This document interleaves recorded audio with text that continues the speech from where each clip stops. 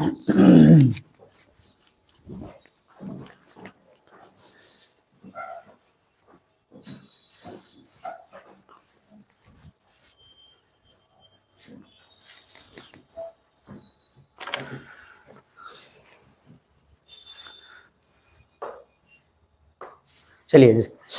कल तक जहां तक किए थे उसका आगे कर लेते हैं, ठीक है।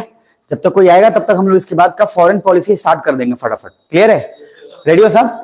एकदम मिलट रहना। तो सबसे पहला कल जो बता दिया था उसमें दो ग्रुप बता दिया था कि अक्का मुल मुजाहिदीन और हरक्का अल यकीन। ये कौन बनाया? पाकिस्तान बनाया। रोहिंग्या लोगों को ग्रुप 2 में, और दोनों को बोला कि जब मारा जाएगा तो एक बांग्लादेश की तरफ भागना, कुछ लोग इंडिया की तरफ, कुछ लोग थाईलैंड, वियतनाम, लाओस, मतलब छिड़ जाना ताकि इंडिया को शक नहीं हो। सुन पा रहे हैं? प्लीज रेडी रहना। फॉरेन पॉलिसी निपटाना है आज ही, ठीक है ना। आज निपटा लेंगे, कल गैप लेंगे, फिर संडे को पूरा जो है जो भी बचा हुआ है पूरा संडे को निपटा देंगे। समझ में आ रहा है? रेडी हो? ठीक। तो दो ग्रुप बनने के बाद दो चीज हुआ है, ठीक है। दो चीज में पहला क्या है? सबसे फर्स्ट तो सर दो ग्रुप बन चुका है। अक्का हल जो सॉरी दो ग्रुप का नाम ध्यान रखना, अक्का मुल मुजाहिदीन और दूसरा क्या है? हरक्का अल यकीन। अब इसमें इसके बाद पाकिस्तान नोज कि इंडिया को जो है शक हो जाएगा, इसीलिए इन लोगों को सिंपल क्या बोला कि भैया तुम लोग ना इधर उधर भागना, ध्यान से समझना, एक ही तरफ मत जाना, ताकि लोगों को ये लगे कि वाकई में इंसानियत वायलेंस हो रहा है, मतलब ह्यूमैनिटेरियन जो है वायलेंस हो रहा है। इसके लिए इधर मल्टीकल्चरल बनना ही यहां पे ध्यान से देखना, म्यांमार मल्टीकल्चरल बनना नहीं चाहता था। देखो अगर ओवरऑल देखे तो म्यांमार की गलती है। क्यों गलती है? क्योंकि म्यांमार ने जानबूझकर इस तरीके का कांड किया। वो चाहता तो भी मैनेज कर लेता, लेकिन सर अगर उसने जमीन नहीं दिया तो आपके अपने ही लोग हैं, आपके देश में रह रहे हैं, लेकिन आपने भी उकसा कर उन लोगों को किसी भी तरीके से बर्बाद करने की कोशिश करी। तो एक बहुत बड़ा प्रॉब्लम जो है म्यांमार ने खुद अपने लिए भी क्रिएट कर लिया। अगर इसके बाद आते हैं तो पाकिस्तान को क्या ही शर्म आएगा, बेशर्म को क्या शर्म आएगा। लेकिन मैंने यहां लिखा है, क्या सुन पा रहे हो, कि पाकिस्तान को शर्म आनी चाहिए, लेकिन उसके बावजूद भी मल्टी मॉडल प्रोजेक्ट और इन सब पे अटैक करते रहता है। देखो जब जब कोई म्यांमार का आदमी इंडिया में आता है या इंडिया का आदमी म्यांमार में जाएगा मीटिंग करने, तब तब अटैक होगा। और ये इसलिए अटैक होता है ताकि लोगों को ये लगे कि पाकिस्तान जो म्यांमार है वो नहीं चाहता है, या इंडिया में कुछ लोग नहीं चाहते हैं म्यांमार से, लेकिन सब करवाता कौन है? तो सब का रीजन पीछे है पाकिस्तान। इसलिए थोड़ा ध्यान में रखने वाली बात बस इतना है कि पाकिस्तान अगर मल्टी मॉडल जो काला दान का प्रोजेक्ट अगर हो गया तो सबसे ज्यादा नुकसान उसी को होगा। बाकी सब तो अलग है, लेकिन उसका दिमाग खराब हो जाएगा, क्योंकि इंडिया का इकोनॉमी भी बढ़ेगा और प्लस नॉर्थ ईस्ट स्टेट हम आराम से और सहूलियत ढंग से काम कर पाएंगे। देखो कहीं पे भी इंडिया ने जानबूझकर पाकिस्तान को कैसे एक्सपोज किया आगे। अगर किसी को एक्सपोज करना है तो उसका क्या तरीका है? जब तक वो अकेले है तब तक वो जो मर्जी कर रहा है करेगा। जैसे आप घर में अकेले हैं, जो मर्जी कर रहा है कर रहे हैं, लेकिन जैसे ही 5, 6, 7 लोग आ गए घर में, तब आपकी मर्जी नहीं चलेगी। फिर आप चाहकर भी वो कुछ नहीं कर पाएंगे जो आप ऐसे करते हैं। तो इसीलिए इंडिया ने किसी तरीके से इन्वॉल्वमेंट बढ़ा दिया। बस क्या इन्वॉल्वमेंट बढ़ा दिया? सिंपल बोलेगा आगे चलकर कि पाकिस्तान को किसी न किसी ग्रुप से जोड़ दो, और नहीं जुड़ रहा है तो एक दो और तरीका है, जहां जहां पे गेम खेल रहा है वहां पे खूब सारा इन्वॉल्वमेंट कर दो। मतलब कालादान मल्टी मॉडल प्रोजेक्ट आएगा, रेलवे जाता रहेगा, गाड़ी आता जाता सामान रहेगा। जिस रोड से बहुत लोग आते जाते रहते हैं उस रोड में थोड़ी ना डर लगता है, डर वहां लगता है जिस रोड से कम लोग जाते हैं। वहां आपको भूता पेड़ का अलग जो है सीक्वेंस काम हो जाता है, जबकि वो ऐसा कुछ है नहीं, लेकिन चूंकि लोग उधर ज्यादा नहीं गए तो मामला हो जाता है। सुन पा रहे हैं? तो सर इंडिया बहुत तरीके से कोशिश किया मैनेज करने का, कर भी लिया, लेकिन पाकिस्तान जो है बेशर्म है, इसलिए उसने सारा कांड किया। इधर देखना, दो ग्रुप में भेज दिया, यहां तक क्लियर है। दो ग्रुप का नाम याद रखिएगा, और दोनों ग्रुप अच्छा पाकिस्तान कितना तेज है कि क्या बोल रहा है कि इंडिया को शक नहीं हो, इसके वजह से तुम लोग कुछ इधर जाना, कुछ लाओस वियतनाम चले जाना। अब ये एक बहुत बड़ा प्रॉब्लम है, ठीक है। और उसके बाद का मामला अगर आते हैं तो दो चीज और ध्यान रखिएगा। एक ये वाला जो जितना बता चुका हूं वो तो ठीक है, एक और इसमें है फेज 1। फेज 1 क्या है देखना ध्यान से। पहला आईएसआई, पहली बार ध्यान से समझना, आईएसआई क्या है? पाकिस्तान का इंटेलिजेंस एजेंसी है, ठीक है ना, ध्यान रखिए। इंडिया की एजेंसी क्या है? दो ठो है, आईबी है और रॉ है। समझ में आ रहा है ना? तो आईबी से ही रॉ निकला। तो आईबी का डोमेस्टिक काम है, घर के अंदर कुछ होगा तो आईबी समझदारी बता दिया हूं मैं आपको। रॉ का काम है जनरली कि जो आपका बाहर कुछ हो रहा है इंडिया के साथ, बाहर कुछ ऑपरेशन चलाना है तो जनरली रॉ जाता है। ऐसा कोई मैंडेटरी नहीं है, लेकिन जनरली बनाया उसी के लिए गया है। आगे तो पहली बार आईएसआई आ चुका था 2012 से 15 के बीच। उसने दो ग्रुप बनाए, बट इंडिया को इसका पता नहीं था, इसलिए इंडिया ने दो बात बोला। पहला, 1.5 बिलियन डॉलर, 1.5 बिलियन डॉलर, इतना तो जीडीपी भी किसी देश का नहीं होता है। इतना पैसा जो है म्यांमार को दिया कि रोहिंग्या के लिए आप घर बनाइए, इंफ्रास्ट्रक्चर बनाइए और उनको वहां पे सेटल करिए। कितना? 1.5 बिलियन। आने जा रहा आगे, नेक्स्ट। अच्छा, बिलियन में डॉलर भी है तो थोड़ा ध्यान दे लेना। खैर कैलकुलेट ही मत करो। रोहिंग्या अगर इंडिया आता है तो इंडिया को उन्होंने बोला कि हम उसको रिफ्यूजी का स्टेटस दे देंगे। अब इसको थोड़ा सा पॉलिटी में तो मैं समझाऊंगा, बट फिर भी थोड़ा सा बता देता हूं। रिफ्यूजी में और इलीगल में अंतर है। रिफ्यूजी फिल्म देखे होंगे। रिफ्यूजी का मतलब यह है कि वो लोग जो अपने देश से या तो काम के चक्कर में भागे हैं या उनको वहां सताया गया इसलिए भागे हैं। ध्यान से समझना। इलीगल कौन होता है? इलीगल वो होता है जो अपने देश से बिना किसी वजह के दूसरे देश में तारों के नीचे से मतलब उसमें एंट्री मारने की कोशिश कर रहा है, उसके पास कुछ भी नहीं है। तो अगर इनको हम इलीगल माइग्रेंट बोल देते तब तो मामला खत्म ही था, हम उनको जो चाहे तो कर लेते। लेकिन इंडिया खूब सोच रहा है कि गलत हो रहा है और हम लोग इंसानियत वाले कंट्री हैं, तो हमने बोला कि रोहिंग्या को रिफ्यूजी का स्टेटस देंगे। मतलब इलीगल नहीं बोलेंगे, क्या बोलेंगे? रिफ्यूजी, क्योंकि उनको सताया गया है और हम उसको जो है इज्जत देंगे। ये बात इंडिया ने बोल दिया, ध्यान समझिएगा। तीसरा पॉइंट, इंडिया को लग रहा था कि रोहिंग्या को सप्रेस किया जा रहा है, इसलिए उसने फेवर किया। तो पहला फेज में इंडिया ने रोहिंग्या को फेवर किया या डिसफेवर किया? फेवर किया, और बढ़िया से किया। इतना पैसा दिया, घर बनवा के सब कुछ दे रहा है, इधर आइए। लेकिन 2012 से 15 के बीच यूएसए भी म्यांमार में डेमोक्रेसी प्रमोट कर रहा था। So overall India favour Myanmar Rohingya. तो इंडिया ने रोहिंग्या को फेवर किया और यूएसए भी डेमोक्रेसी का जाप जपता रहता है, तो भी था। तो सर इंडिया को लगा तो इंडिया ने भी वो काम कर दिया। कहा यह जाता है कुछ लोगों को कि यूएसए ने भी दबाव बनाया था इंडिया के लिए कि कुछ करिए, इन लोगों के साथ गलत हो रहा है। और यूएसए जो है भैया प्रॉफिट के अलावा कुछ सोचता नहीं है। तो खैर फिर भी हम उसको एकदम से खारिज नहीं करेंगे। फेज 2 2015 से 17 गवर्नमेंट हो चुका है चेंज, और मैंने बोला असम के अंदर एनआरसी वगैरह सुप्रीम कोर्ट ने बोला था, अरे याद है, शुरू हो चुका है। और उसी समय 2015 से 17 के बीच इंडिया अब जाकर सारा खेल जो है समझ गया कि रोहिंग्या का कोई खेल नहीं है, सारा खेल कौन खेल रहा है? पाकिस्तान। तो इधर इंडिया ने अपना पॉलिसी कहा अब बदल जाए। तो पहले जो बोले थे मामला बदल गया। तो क्या बदला? पहला, रोहिंग्या इज इलीगल माइग्रेंट, जबकि इसके पहले क्या बोल रहा था? रिफ्यूजी। हम उसको रिफ्यूजी का स्टेटस देंगे। अब डायरेक्टली क्या बोल रहा है? इलीगल माइग्रेंट है। भैया ये भागा हुआ नहीं है, ये भगाया जा रहा है और इसका मकसद जो है इंडिया को तहस नहस करना है। दूसरा, और उसके बाद हम उनको इंडिया आने नहीं देंगे। इंडिया ने इतना बैलेंस लाकर रखा कि म्यांमार से रिलेशन खराब नहीं हो, बाकी रोहिंग्या को पूरी तरीके से इग्नोर कर दिया हमने। अब दबाव बनाने लगा पाकिस्तान। एंड बहुत लोगों ने बोला कि इंडिया जो है कस्टम रिफ्यूजी को जो है सपोर्ट करता है, एंड और बहुत लोग बोला कि सपोर्ट करता है, चाहे ये करता है वो करता है। इंडिया को उस बात से कोई फर्क नहीं पड़ा, क्योंकि इंडिया सिंपल अपने सिक्योरिटी से बढ़कर कुछ नहीं। कुछ लोग भी बोल रहे थे आप तो बोलते हैं इंसानियत वाला देश है और इन लोगों का मदद नहीं कर रहे हैं।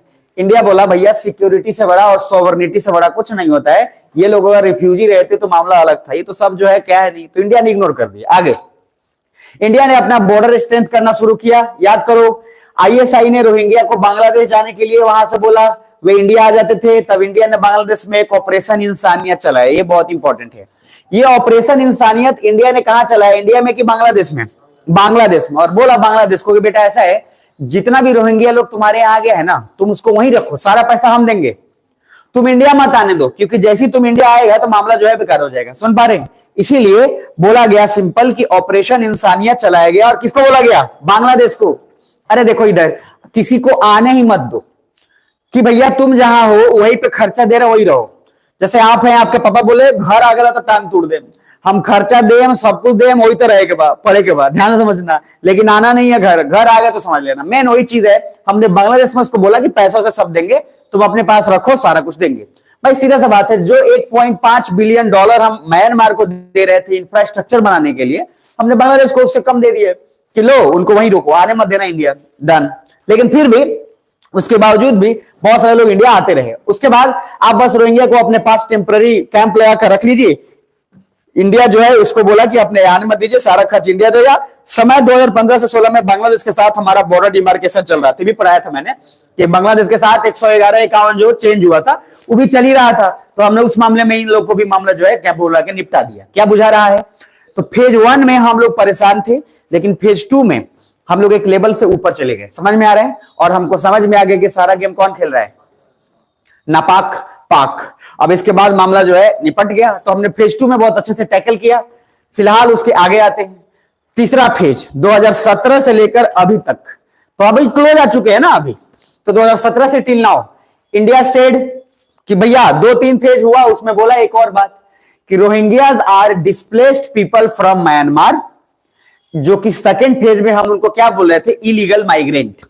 अब यहां से मामला थोड़ा चेंज हुआ, लेकिन हम लोग क्यों चेंज किए, और मामला ऐसा नहीं कि हमने रोहिंग्या को एक्सेप्ट कर लिया, हमने म्यांमार पे दबाव डालने के लिए बोला कि डिस्प्लेस्ड पीपल है, मतलब आपने भगाया है, ये इसमें आपका हाथ है, पाकिस्तान और आप दोनों मिलकर भगाए हैं, तो जिम्मेदारी अब किसका है, आपका है।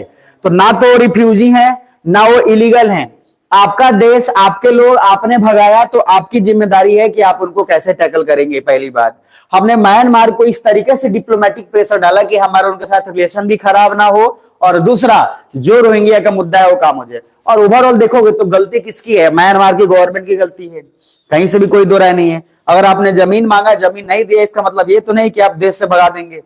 आप समझ पा रहे हैं। तो सर जो जो लोग ऐसा किया है वो भुगता है। तो फिर भी इंडिया ने अब क्या बोलना शुरू किया रोहिंग्या को, इलीगल, रिफ्यूजी, डिस्प्लेस पीपल कि आपने भगाया है। आगे, इंडिया एक्सपोज्ड आईएसआई, कैसे एक्सपोज किया, मेनी इंटरनेशनल कंट्री जो है वो सबको मिलाकर और म्यांमार को मिलाकर दोनों का जो है फोटो वोटो साथ शेयरिंग किया, और ये सारा प्लान बताया कि लोग कैसे जो है किए हैं। इन्होंने एक्सपोज करने के लिए इंटरनेशनल सारे मंच पे पाकिस्तान को उजागर कर दिया। इंडिया ने एक और बात बोला, इंडिया ऑल्सो सेड म्यांमार कि you can't displace, so India ने जो है कंट्रीज को भी बोला कि आप सब आकर रोहिंग्या की हेल्प करिए। इंडिया ने दिमाग लगाया, बोला क्या कि किसका हेल्प करिए, रोहिंग्या का। तो बोला कि सब लोग थोड़ा थोड़ा मदद करिए, जिम्मेदारी हमारा है। अच्छा, जब सब लोग मदद करने आएगा तो क्या हुआ, उसके बाद कोई भी आदमी वहां गेम खेल पाएगा क्या, नहीं।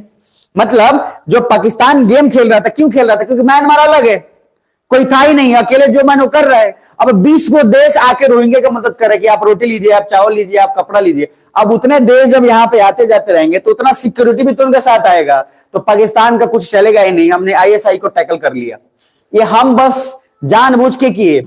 हम रोहिंग्या का मदद तो सर पहले ही कर दिए थे, $1.5 बिलियन दे दिए थे, और क्या चाहिए।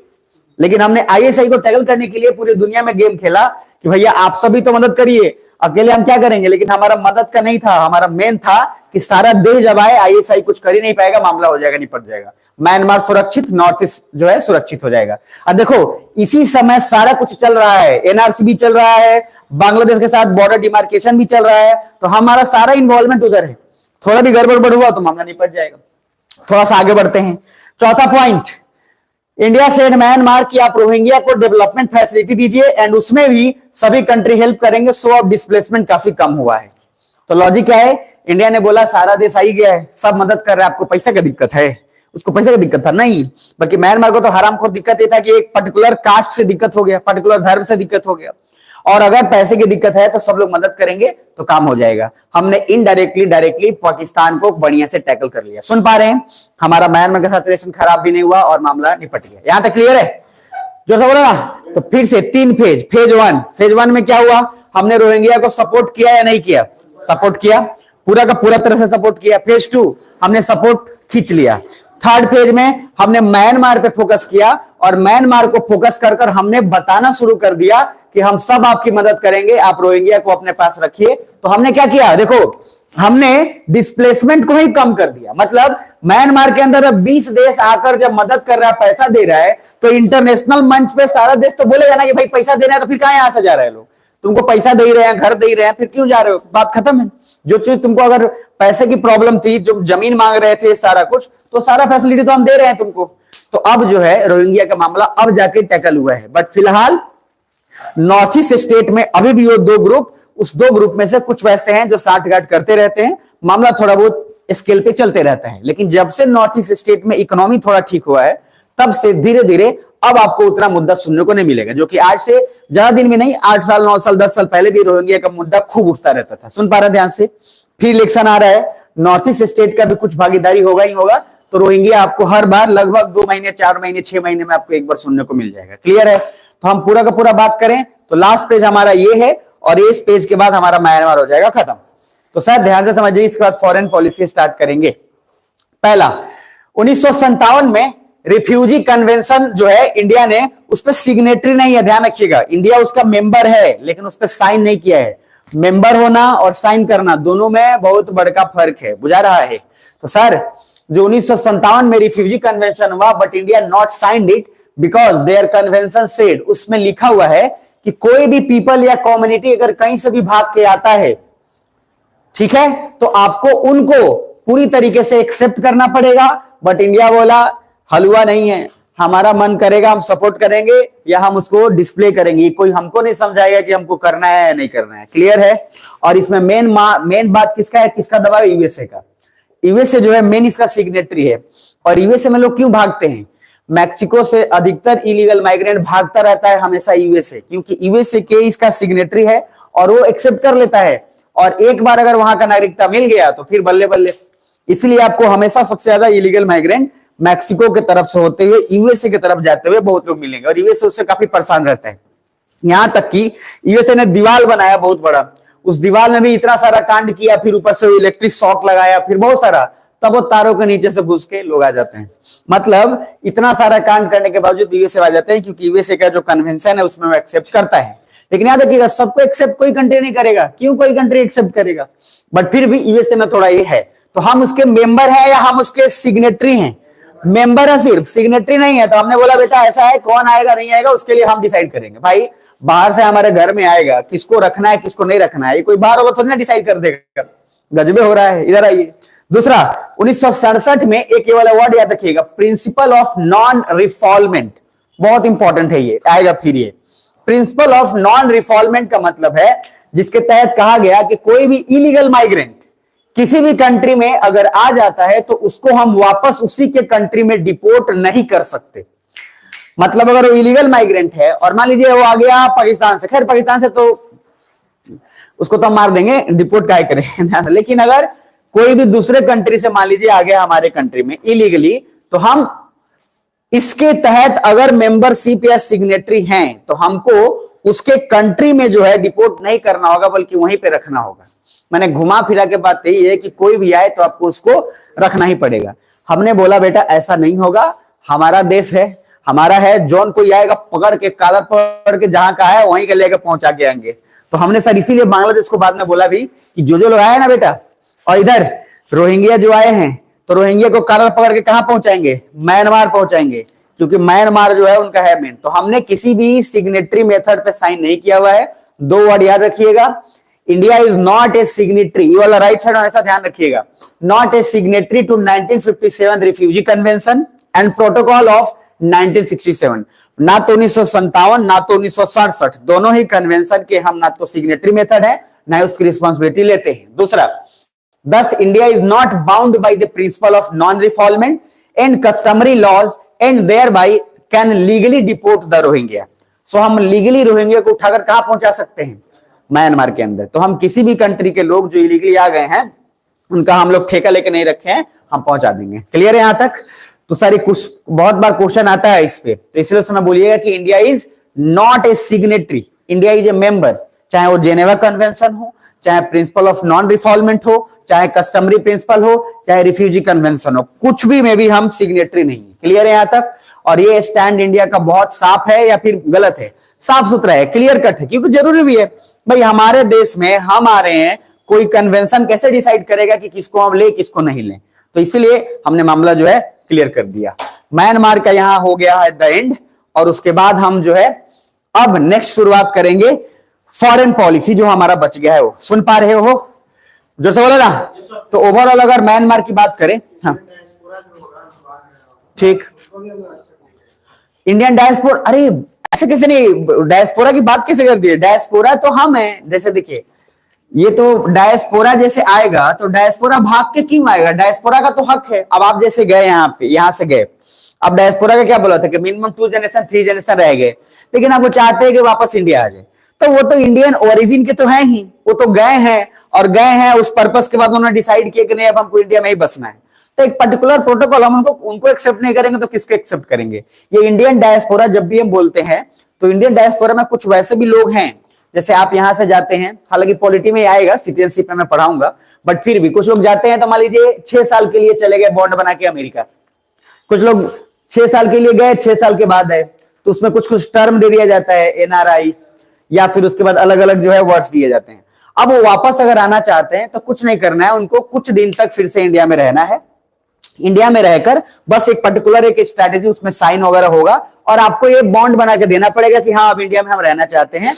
नागरिकता दोनों का नहीं होना चाहिए। देखो, दो नागरिकता कभी भी पॉसिबल नहीं है। अगर आप जैसे अक्षय कुमार यूके का नागरिकता लेके रख लिए थे, कनाडा का, ठीक है, अब मान लीजिए अगर वहां का नागरिकता लेके रखे, आलिया भट्ट उधर का नागरिकता लेके रखे हैं, हालांकि अब अक्षय कुमार नागरिकता वापस इंडिया का ले लिए हैं, लेकिन उसके बावजूद अगर लोग नागरिकता वहां का ले लिए हैं, लेकिन काम कहां कर, इंडिया में, और सारा कुछ यही चल रहा है उनका, लेकिन नागरिक कहां के हैं, कहां के, कनाडा के हैं। तो लॉजिक क्या है कि डायस्पोरा जब भी कभी आना चाहे उनका वेलकम है, क्योंकि इंडियन ओरिजिन के लोग हैं, ये उन पे डिपेंड करता है कि क्या है।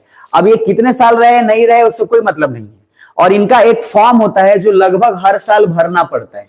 अगर कोई आदमी मान लो 6 साल के लिए गया, तो क्या वो इंडिया की नागरिकता छोड़ के गया? नहीं, वो तो वहां 6 साल के लिए जॉब के लिए गया या किसी पर्टिकुलर रिसर्च के लिए गया, तो नागरिकता तो उसका नहीं छूटा ना। तो उसके लिए हर साल या उसके 3 साल पे एक रिन्यूअल प्रोसेस होता है, जिस प्रोसेस में आपको बताना पड़ता है कि हम अभी नागरिकता बाहर का नहीं लिए हैं, अभी भी स्टिल हम इंडियन है। समझ में आ रहा है? और वहां पे उसको अपडेट देना पड़ता है। तो डायस्पोरा में भी कोई आदमी अगर वहां रह गया है और अगर वहां का नागरिकता ले लिया है और वापस से इंडिया का नागरिकता लेना चाहता है, तो कुछ दिन आकर इंडिया में रहना पड़ेगा, फिर उसके बाद प्रोटोकॉल वगैरह जा सकते हैं। तो ये लोग इलीगल थोड़ी है कि हम इनको मना करेंगे, ये लोग तो हमारे ही हैं। जब आएंगे हम उस प्रोसेस से लेकर इनको दे देंगे। बस इंटरेस्टेड ये रहे कि दो नागरिकता पॉसिबल नहीं है।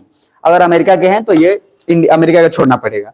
तो ओवरऑल म्यांमार हम बता चुके हैं। तो इसमें आपको दिमाग में क्या रखना है, 2-3 बात, कि इंडिया किसी भी सिग्नेटरी मेथड किसी चीज का नहीं है, और सारे इलीगल माइग्रेंट हो चाहे रिफ्यूजी हो, हमारा हक है उनको पहुंचाएंगे कहाँ, घर पे उनके। डन यहां तक? तो ओवरऑल पूरा म्यांमार अगर आपको बात करें तो मैं एक बार रिपीट कर देता हूं, फिर हम लोग स्टार्ट करेंगे फॉरेन पॉलिसी। क्लियर है? तो म्यांमार में स्टार्ट किए थे 2 नाम से, तापुसा एंड वल्लिका, याद रहेगा, ये 2 बुद्ध भगवान ने भेजा और वहां से कांड हुआ। क्लियर है? तापुसा एंड वल्लिका के बाद रिलेशन हमारा आगे बढ़ता चला गया। तो उसमें एक कांड जो शुरू होगा, कहां से शुरू होगा बताना?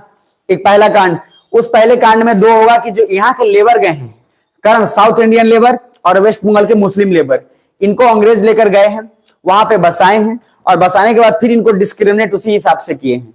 वहां पे प्रॉब्लम शुरू होगा। जो पहले से म्यांमारीज हैं, वो भी इंडियन ही है, लेकिन बहुत पहले से वहां इंडो गैंगेटिक प्लेन से लोग जाकर वहां बस गए थे। वहां पे सबसे पहला चीज होगा कि जब नेशनलाइजेशन होगा तो जमीन मांगा जाएगा, और जमीन मांगा जाएगा तो जो 2 एक क्षेत्रीय कम्युनिटी, हिंदू था कि मुस्लिम, हिंदू, क्षेत्रीय कम्युनिटी तो दे देगा, बट जो मुस्लिम कम्युनिटी है वो देने से मना कर देगा।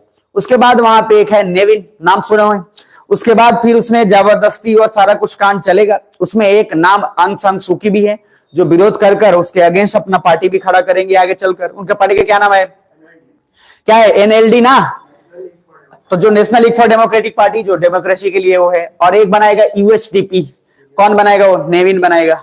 तो आगे चलकर आपको ये दोनों मिल जाएंगे। दूसरा आपको ये मिल जाएगा कि जो है मुस्लिम्स कम्युनिटी के अगेंस्ट गवर्नमेंट का माम जो है शुरू हो जाएगा। 786, 900, बुद्धिज्म का नंबर बताओ, 969 ना, तो 2 नंबर शुरू। बुद्धिज्म उसको गलत ले लेगा, मतलब गवर्नमेंट गलत ले लेगा। 786, 7 + 8 + 6 21, यानी कि 21वीं सदी में जो है क्या करना चाहता है, डोमिनेट करना चाहता है इस्लाम। तो लादेन बम मार देगा 2001 में। अब जैसे ही बम मारेगा, प्रूव्ड हो जाएगा, सप्रेशन शुरू होगा, बीच में आ जाएगा पाकिस्तान गेम खेलने। और पाकिस्तान क्या बोलेगा, हम हैं, हम तरीका बताते हैं। जाकर 2 ग्रुप उधर बनाएगा, उनको हथियार देगा, बम मारेंगे, गोली मारेंगे, इधर से इनको मार के भगा देगा। ये सर सोचो, पाकिस्तान कुछ भी खर्चा किया, कुछ खर्चा नहीं किया, सब तीनों तरफ से प्रॉफिट कमाया। म्यांमार के तरफ से भी प्रॉफिट कमाया, 2 ग्रुप भी बना लिया, इंडिया को परेशान भी कर दिया।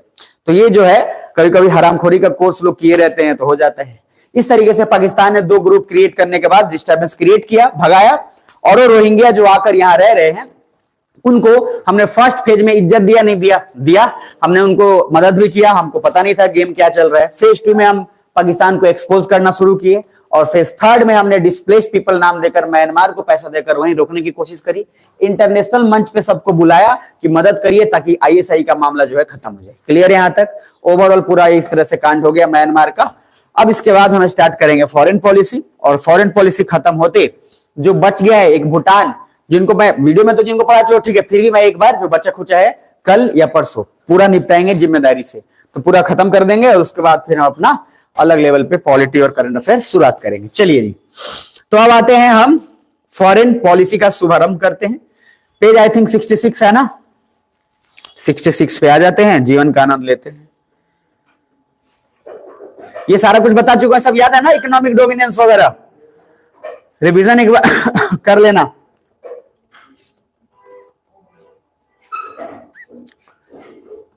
हेडिंग डालना फॉरेन पॉलिसी, ये सब आपको बता चुका हूं। फॉरेन पॉलिसी ध्यान से देखिएगा, फॉरेन पॉलिसी दिख रहा है। देखो ये कोई पढ़ाएगा नहीं आपको, मैं पहली बात बता देता हूं, ये कोई नहीं पढ़ाएगा और इसको ऊपर ऊपर बता दिए जाते हैं। तो फॉरेन पॉलिसी पढ़ने का इसका फायदा क्या है, पहला तो जो आप स्पेक्ट्रम किताब जो हिस्ट्री का पढ़िएगा ना, उसके अंतिम में पूरा कुछ यहां से जो मैं पढ़ा रहा हूं वो सब कुछ उसी में वही दिया हुआ है। नेहरू के बाद का भारत, तो नेहरू के बाद का भारत जो है ना, उसमें सब यही कांड है, पूरा A to Z। तो आपको हिस्ट्री में भी ये पूरा कवर अप हो जाएगा। और दूसरा जो मैं बताने के बाद करूंगा, तो आपको एक आइडिया लग जाएगा हर प्राइम मिनिस्टर का, कि हर प्राइम मिनिस्टर का रोल क्या रहा है। वो आपको बहुत जगह लिखने में काम आता है, पॉलिटी में, IR में, हर जगह काम आएगा। बुझा रहा है? तो इस तरीके का सारा मामला जो है निपट जाएगा।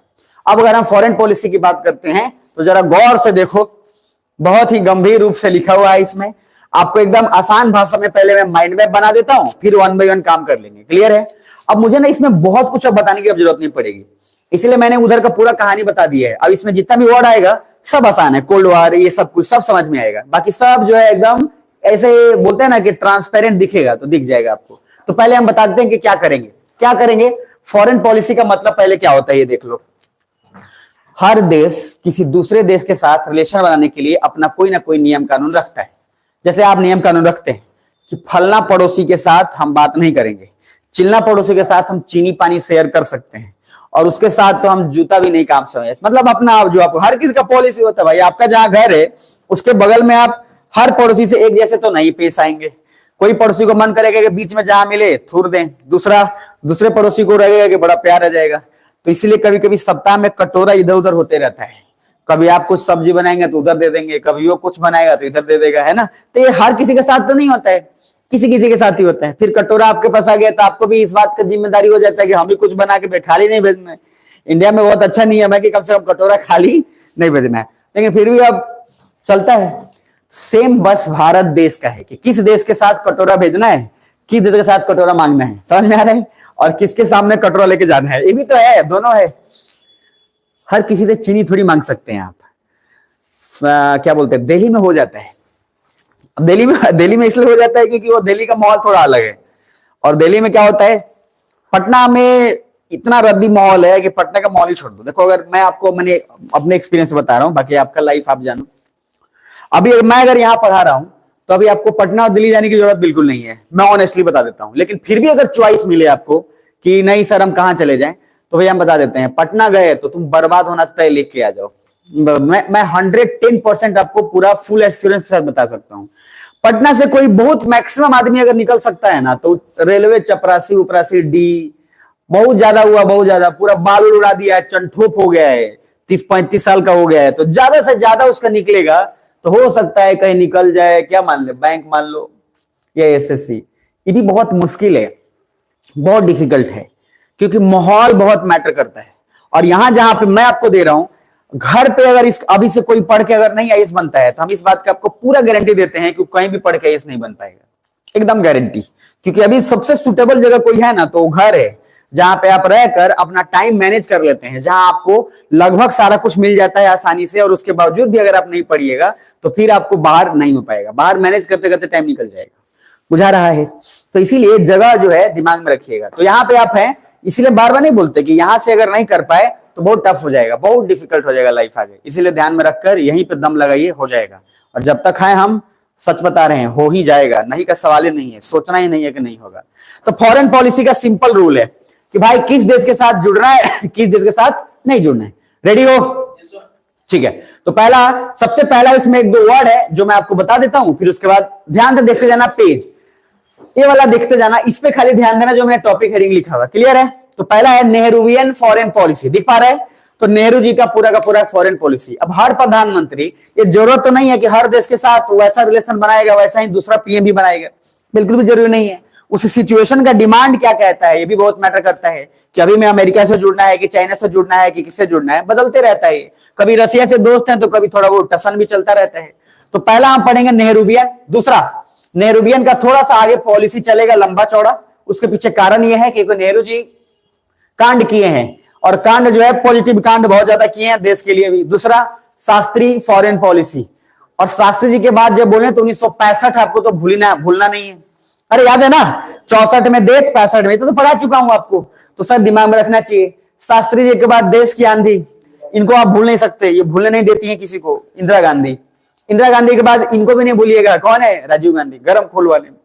उसके बाद राजीव गांधी के बाद नरसिम्हा राव, दिख रहा है, नरसिम्हा राव का बहुत बड़ा योगदान है, बहुत बड़ा। वो सब अंडर एस्टिमेट कर दिया गया, लेकिन इनका योगदान बहुत है। जो बनते हैं उस फील्ड में, वो नरसिम्हा राव को इज्जत बहुत ज्यादा करते हैं। आगे नरसिम्हा राव के बाद आई के गुजराल साहब का भी योगदान बहुत मस्त है, बहुत बड़ा है। इनका भी योगदान जो है नजरअंदाज किया जाता है। वाजपेयी जी, तो वाजपेयी जी का योगदान जो है नजरअंदाज नहीं किया जाता है। इनका योगदान जो है ठीक ठाक अभी है, क्योंकि गवर्नमेंट भी अभी इन्हीं का चल रहा है, तो इनका योगदान अभी चल रहा है। अब आने वाले 15-20 सालों में क्या होगा भगवान जाने। वाजपेयी जी के बाद मनमोहन सिंह, इनका योगदान भी कुछ फील्ड में बहुत ज्यादा है, ध्यान रखिएगा। मतलब ये भले ही जैसा हो, लेकिन अर्थशास्त्र के हिसाब से इन्होंने बहुत अच्छा कांड किया हुआ है। हम भले मजाक में बोलते हैं मौन है, वो इसलिए बोलते हैं मौन का होना क्योंकि एक पीएम का मौन होना या दूसरे के इशारे पे चलना वो गलत है, लेकिन इसका मतलब ये थोड़ी ना है कि पीएम कुछ काम ही नहीं किया, ऐसा कभी नहीं हो सकता है। देखो, जब भी कभी हम बार बार बोलते हैं कि कोई आपसे पूछता है कि कौन अच्छा है कौन बुरा है, तो ये अपने बात में ये क्वेश्चन ही बायस है। अगर आप मैच्योर्ड आदमी है तो क्या बोलिएगा, भाई इस फील्ड में तो ये अच्छा है, लेकिन इसमें इस फील्ड में ये बेकार है। अब कोई आदमी जैसे खत्म बाबू, अब सर आप उसको बोल दिए खत्म बात, तो किसी पर्टिकुलर चीज को सोच के बोल रहे हैं, लेकिन हो सकता है किसी पर्टिकुलर चीज में अच्छा भी हो। ये स्वाभाविक है, क्या है, नेचुरल है, 100% सही है। तो मैच्योर्ड हो जाइएगा, तो आप बोलिएगा कि देख भाई भले हरामखोर है लेकिन हाँ धोखा नहीं देता है। एक हो सकता है ये। दूसरा, दारू पीता है, ठीक है, उसके बाद दारू खाली पीता रहता है, दारू इतना पीता है कि पी के मर जाता है, मान लीजिए कभी कभी ऐसा सिचुएशन हो जाता है। बट उसके बावजूद भी उसमें एक गुण है कि दारू पीने के बावजूद भी होश में रहता है। आप समझ पा रहे हैं, तो ये एक उसका गुण है। तो कोई भी आदमी अच्छा बुरा नहीं होता। तो सर मनमोहन सिंह का इकोनॉमिक्स में एक ये है, हालांकि बहुत सब रील्स बना देता है फालतू का, उतना रील्स बना के जरूरत है नहीं, लेकिन मनमोहन सिंह का जो है आजकल क्या किया गया है, रील्स बनाकर, रील्स के जमाने में कोई भी चीज सही बताता ही नहीं है। अब कौन आदमी किस कॉन्टेक्स्ट में क्या बात कर रहा है उसका काट दिया, क्लिप इतनु सुख रख लिया, उसमें म्यूजिक लगा दिया, साइड से आंख में एकदम लाइट जला दिया। आप समझ पा रहे हैं, और जो इसको देखिएगा सब किसी के आंख से आंख निकल रहा है, तो गजब किस्म का काम हो गया है। तो इसलिए थोड़ा सा ट्रस्ट जो है इशू अभी होने लगा है। तो आपको फिर भी समझदार आदमी को कभी भी ट्रस्ट का इशू नहीं होता है। मनमोहन सिंह लगभग गिरवी रखे हैं बहुत सारा सोना, को जब जरूरत था तो मतलब सोना होना बहुत गिरवी रखा है। ऐसा कुछ नहीं है कि ये इंडिया का बहुत सारा ऐसा जो है पेपर और कागज गिरवी रख के वर्ल्ड से पैसा लिए, और वो पैसा लिए उसके बाद इकोनॉमी जो है बूम अप किया। हमको सब तेल ऑयल, बहुत उस समय तेल का बड़ा शॉर्टेज चलता था, और दाम भी सर इतना ज्यादा मतलब अप डाउन इतना होता था, और हम देश का डेवलपमेंट ठीक ठाक लेवल पे करने वाले थे। और मैंने बोला जब जब कोई देश अगर आगे बढ़ेगा ना, तो उसको तेल, ट्रांसपोर्टेशन, इन सब का जरूरत बहुत पड़ेगा। तो ये अर्थशास्त्र के हिसाब से, अर्थशास्त्री के हिसाब से, इकोनॉमिक के हिसाब से Manmohan Singh is the best PM. बाकी और चीजों के हिसाब से Manmohan Singh is not the best PM. But जिस समय जिस देश को जो जरूरत था, मतलब इंडिया को, उस समय हर प्रधानमंत्री ने उसी हिसाब से काम किया है। देखो, जिस समय लड़ना था उस समय लोग लड़ा है। जिस समय मैंने बोला आई.के. गुजराल का सबसे बड़ा योगदान, चाहे आपका गुजराल से पहले जो है नरसिम्हा, इन सबका योगदान चुप रहने का है। ये लोग भी चुप रहे। 2013 तक आते आते मनमोहन सिंह तक मामला चुप चला है, समझ में आ रहा है। और 2013 के बाद ऐसा ना आया कि उसके बाद चुप करने वाला प्रोग्राम चल रहा है, चुप रहने वाला नहीं, उसके बाद चुप करने वाला है। तो सिचुएशन का डिमांड था, इसलिए हो गया। तो मनमोहन सिंह मिलेंगे, और मनमोहन सिंह के बाद थोड़ा सा आगे आएंगे तो आपको मनमोहन सिंह के बाद वही मिल जाएंगे जो अभी हैं। बुझा रहा है, नरेंद्र मोदी दिख रहा है आपको, ये मिल जाएंगे, यहां तक मामला हो जाएगा। उसके बाद अभी हम क्या बताना, सुन रहे हो सब, जिंदा हो ना। तो फॉरेन पॉलिसी हो गया, देखो ध्यान से। तो एक हो गया फॉरेन पॉलिसी कि इंडिया कौन से देश के साथ कैसा जुड़ेगा। दूसरा है नेबरहुड पॉलिसी, पड़ोसी के साथ। तो सर एक पड़ोसी के साथ, हमारा पड़ोसी तो इतना खतरनाक है कि पड़ोसी के साथ अलग से पॉलिसी बनाना पड़ता है। अब देखो, हम अमेरिका से जुड़ोगे नहीं, वो तो बात की बात है। अमेरिका का है ना, नदिया पार, तो अमेरिका उधर है।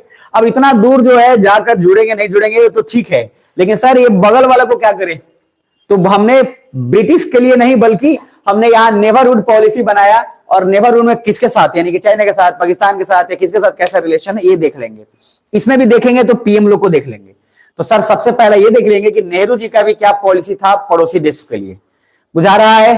फिर नेहरू जी के बाद देख लेंगे इंदिरा गांधी का क्या था, जो आपका नेबरहुड पॉलिसी था वो क्या था। तीसरा राजीव गांधी का देख लेंगे। चौथा नरसिम्हा राव का देख लेंगे। फिर उसके बाद हम लोग क्या देख लेंगे, आई के गुजराल का, और उसी तरीके से फिर वाजपेयी जी का, फिर मनमोहन सिंह, और फिर नरेंद्र मोदी। क्लियर, यहां तक हमारा मामला हो जाएगा खत्म। डन यहां तक? अरे जैसे बोला ना, चलो ठीक है। तो सर ममता बनर्जी उनको मोदी बोलती है, मोदी, समझ। वो हैदराबादी टोन है, देखो हैदराबादी टोन में हर जगह का क्या बोलते हैं, 4 कोस पे बदले पानी, 8 कोस पे वानी। तो सर वो बदलता ही है, तो बदलते रहेगा, उसमें कोई दिक्कत नहीं है, टोन पे डिपेंड करता है। तो जो जैसा है, अब जैसे वो ऐसी को जब भी देखिएगा बात करते हुए तो वो ऐसा ही बात करेगा। वो हैदराबाद का है तो हैदराबाद का टोन उसमें रहेगा। नीतीश बाबू बात करेंगे तो बिहारी टोन रहबे करेगा। अब बताइए कैसे करेंगे, अब बिहारी टोन तो उनका रहबे ना करेगा, बिहारी टोन। अब हम नहीं ना गलत किए हैं जी, अब ये जो है उनका बिहारी टोन वो आएगा ही आएगा, और स्वाभाविक है, आना भी चाहिए। भाषा का तो बहुत बड़ा महत्व होता है रिप्रेजेंट करने के लिए। अब नीतीश बाबू जैसे ही जाएंगे तो मान लीजिए किसी को पता नहीं है कि नीतीश बाबू कहाँ के हैं, लेट से, लेकिन जैसे ही अपने मुंह से बकार निकालेंगे, समझ में आ रहा है, तो पता तो चल ही जाएगा कि किधर के हैं। तो लॉजिक है कि भाषा से आइडिया लग जाता है। क्या सब ठीक ठाक हो? जो से बोले सुनो, अब जो फॉरेन पॉलिसी है 5 मिनट में हो जाएगा खत्म, बुझा रहे? पूरा का पूरा जिम्मेदारी आपका है, आपको एक बार रीड कर लेना पड़ेगा। मैंने पूरा माइंड मैप और मेन थीम बता दिया, जो जरूरी है उतना, ठीक है जी। फिर से बोल रहा हूं, ये फॉरेन पॉलिसी नहीं पढ़ाया जाता है, कोई भी नहीं बताता है, हम बता देते हैं आपको। फॉरेन पॉलिसी के नाम पे बताया जाता है, पहला, भारत ने जो है पंचामृत का सेवन किया। पंचामृत क्या है? फिर लोग अलग अलग इतना मैंने एक बार बताया होगा आपको कि एक टीचर इतना फालतू पढ़ाया था यार कि मेरा दिमाग खराब हो गया। समझ में आ रहा है? मतलब गरियाने का मन किया, लेकिन उसके बावजूद हम क्या कर सकते हैं, नहीं कर सकते हैं कुछ भी। क्या करेंगे, क्या फायदा है? तो उसके बाद जब हम आईआर पढ़े तो लगा कि यार वो क्या ही बता दिया था, और वही जानते कितने दिन में खत्म किया था। यकीन मानिए, सच बोल रहा हूं मैं, 7 लेक्चर में खत्म। और 7 लेक्चर में ऐसा खत्म किया कि दिमाग भी खत्म कर दिया, कुछ भी नहीं बताया यार। खाली आया, बोला कि नेहरू जी आए, नेहरू जी ने बोल दिया ये वाला, फिर इंदिरा गांधी आई, ये बोल दी, खत्म आईआर। ना ये जो बेसिक डायस्पोरा, ये वर्ड, ना पैराडिप, कुछ घंटा नहीं पता था। अलायंस कोई पूछ दिया तो अलायंस को वही बोल रहे हैं, स्ट्रेटेजिक पार्टनरशिप वही बोल रहे हैं, अलायंस संधि वो भी ठीक है, उसका सब एक ही में मिक्सअप होके कुछ आता पता नहीं। इसीलिए ना मैं बता रहा हूं कि जब आपके सामने वर्ड डायस्पोरा आएगा तो घंटा पता नहीं चलेगा डायस्पोरा क्या है। और डायस्पोरा जब पता रहेगा तो आप एक एक चीज का तहकीकात करोगे, न्यूज़पेपर में खुद ही छाट लोगे कि क्या बोलना चाह रहा है। हमारी जरूरत नहीं पड़ने वाली है आपको करंट अफेयर्स में। इधर देखिए, आते हैं यहां पे एक वर्ड अब देखिएगा, प्रैग्मेटिक, दिख रहा है? जैसे बोले ना, ओए पत्थर मुख, जैसे प्रैग्मेटिक मतलब होता है प्रैक्टिकल। मतलब ऐसा नहीं कि थ्योरेटिकल खाली बात बोल देना, उसका कुछ एविडेंस होना। अगर हमने बोला कि ऐसा होगा तो उसका एक प्रमाण होना चाहिए, और प्रमाण इंडिया जो है हमेशा प्रमाण पे खेला, इंडिया हवाबाजी नहीं किया है। तो मैंने क्या बोला, प्रैग्मेटिक को हमेशा दिमाग में क्या रखिएगा, प्रैक्टिकल। और प्रैक्टिकल का सिंपल मीनिंग है कि अब आपने बोला कि सर हम एक दिन जो है जाएंगे तारा तोड़ के ले आएंगे, है हीरोबाजी नहीं करता है। तो कविता क्यों आया? कविता उसीलिए आया जब मिलन पहले नहीं होता था, क्योंकि पहले हीरो हीरोइन का मिलना बड़ा डिफिकल्ट था, तो कविता आ गया बीच में। अब सर हीरो बार बार बोल रहा, बस स्टैंड में पीछे रहते थे, पीछे के साइलेंसर का धुआं हम ही खाते थे, हम पूरा इतना सारा बोलने के बाद तब जाके बहुत सारा डिफिकल्ट था मिलना। तो एक हीरो का एक हीरोइन से मिलना उसको लगता था कि महाभारत होना है। अभी क्या, अभी आसान हो गया, अभी तो इतना सारा साइट आ गया है कि बस खाली लॉगिन करिए, मामला निपटाइए। तो लॉजिक क्या है कि अभी के समय में और उस समय में तुलना है। इसलिए मैंने बोला कि पहले के समय में प्रैक्टिकलिटी को देखोगे तो अलग चीज है। तो लोग क्या करते थे, कविता लिखते थे, उसके लिए क्या लिखते थे, तुम्हारे लिए तो सूरज चांद सब तोड़ के लाएंगे। अब सच बात है कि मान लो गलती से बोल दे कि जा लेके आ, मान लीजिए ठीक है, तो आपको पता है कि क्या तोड़ के लाएगा, पपीता ठीक से टूटेगा नहीं उससे, चांद का बात छोड़ दीजिए। तो प्रैग्मेटिक का मतलब है एक ऐसा टारगेट जो अचीवेबल हो, हवाबाजी नहीं। जैसे बोल देगा 2030 तक हम जो है अमेरिका की तरह हो जाएंगे, फालतू बात नहीं।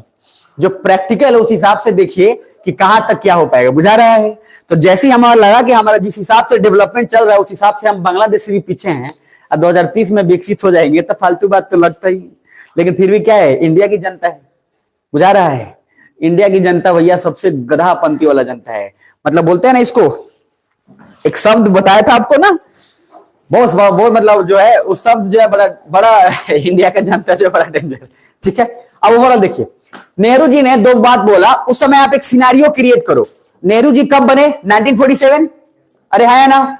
जब भी कभी किसी प्राइम मिनिस्टर के बारे में जानना हो तो सिचुएशन जान लो कि क्या है। सिचुएशन देखो, आजाद हुए हैं हम, हमारे पास कुछ है नहीं, और उस समय कोल्ड वॉर चल रहा है कि वर्ल्ड वॉर चल रहा है? कोल्ड वॉर, दोनों वर्ल्ड वॉर बीत चुका है, कोल्ड वॉर चल रहा है। तो दोनों देश इधर यूएसएसआर, दोनों हमारे अपने को खींचेगा या नहीं खींचेगा? खींचेगा। तो सर हमने एक पॉलिसी दिया जिसका नाम है, और ये नेहरू जी ने दिया, नॉन अलाइंड मूवमेंट, या इसको बोला गया नॉन अलाइनमेंट। क्या बोला गया? सिंपल नॉन अलाइनमेंट का मीनिंग है कि बेटा, इसका कुछ मीनिंग है कि हम किसी से जुड़ेंगे उड़ेंगे नहीं, पहली बात। और उसके नहीं जुड़ने के लिए बहुत सारा रीजन बताया। तो नेहरू जी ने इसमें चाणक्य का बहुत सारा नीति फॉलो किया और उसमें बहुत सारा फीचर दिया। चाणक्य ने क्या बोला था? अगर इकोनॉमी ठीक होगा किसी देश का, तभी उसका मिलिट्री ऑटोमेटिक ठीक होगा, और उसके बाद सब में बंटवारा कर दोगे तो कोई भी माइनॉरिटी ग्रुप या छोटा या बड़ा कम्युनिटी कुंठित नहीं होगा, तो आपका देश डेवलप कर जाएगा। अरे भैया, मैंने बोला था ना कि चाणक्य वाज द फर्स्ट क्या कैपिटलिस्ट, लेकिन ऐसा कैपिटलिस्ट जो समाज के बारे में सोच रहा है, वो पहली बार ऐसा मिला। पढ़ा चुका हूं ये। अब उसके बाद आगे आएंगे दूसरा। तो सर इसमें नेहरू जी ने अपना बहुत सारा बात बोला है। मैं आपको 1 मिनट दे रहा हूं, एक बार पूरा पढ़ो और देख के वाकई बताना कि इसमें समझ आ रहा है कि नहीं, क्योंकि टेक्निकल टर्म सारा आपको पता है। आप एक बार देख लो, हम ओवरऑल बता देंगे, मामला आसान हो जाएगा। नोट्स में इतना ना मेहनत किया हुआ है, ठीक है ना, कि वो चीजें आसान हो जाएंगी। बाकी हम बता देंगे 200-300 बार। ध्यान से देख लेना भैया।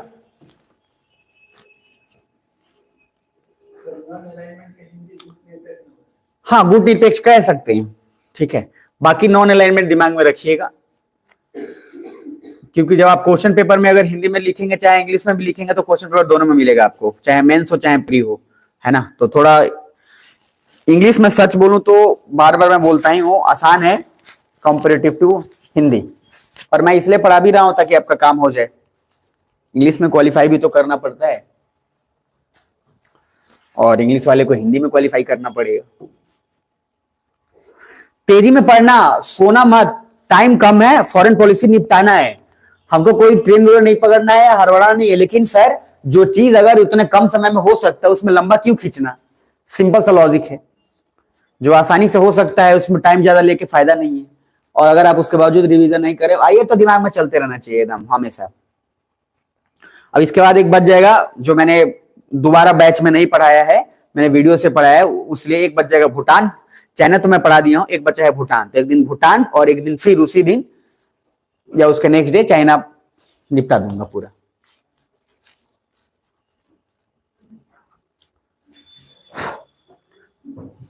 पढ़ लिए?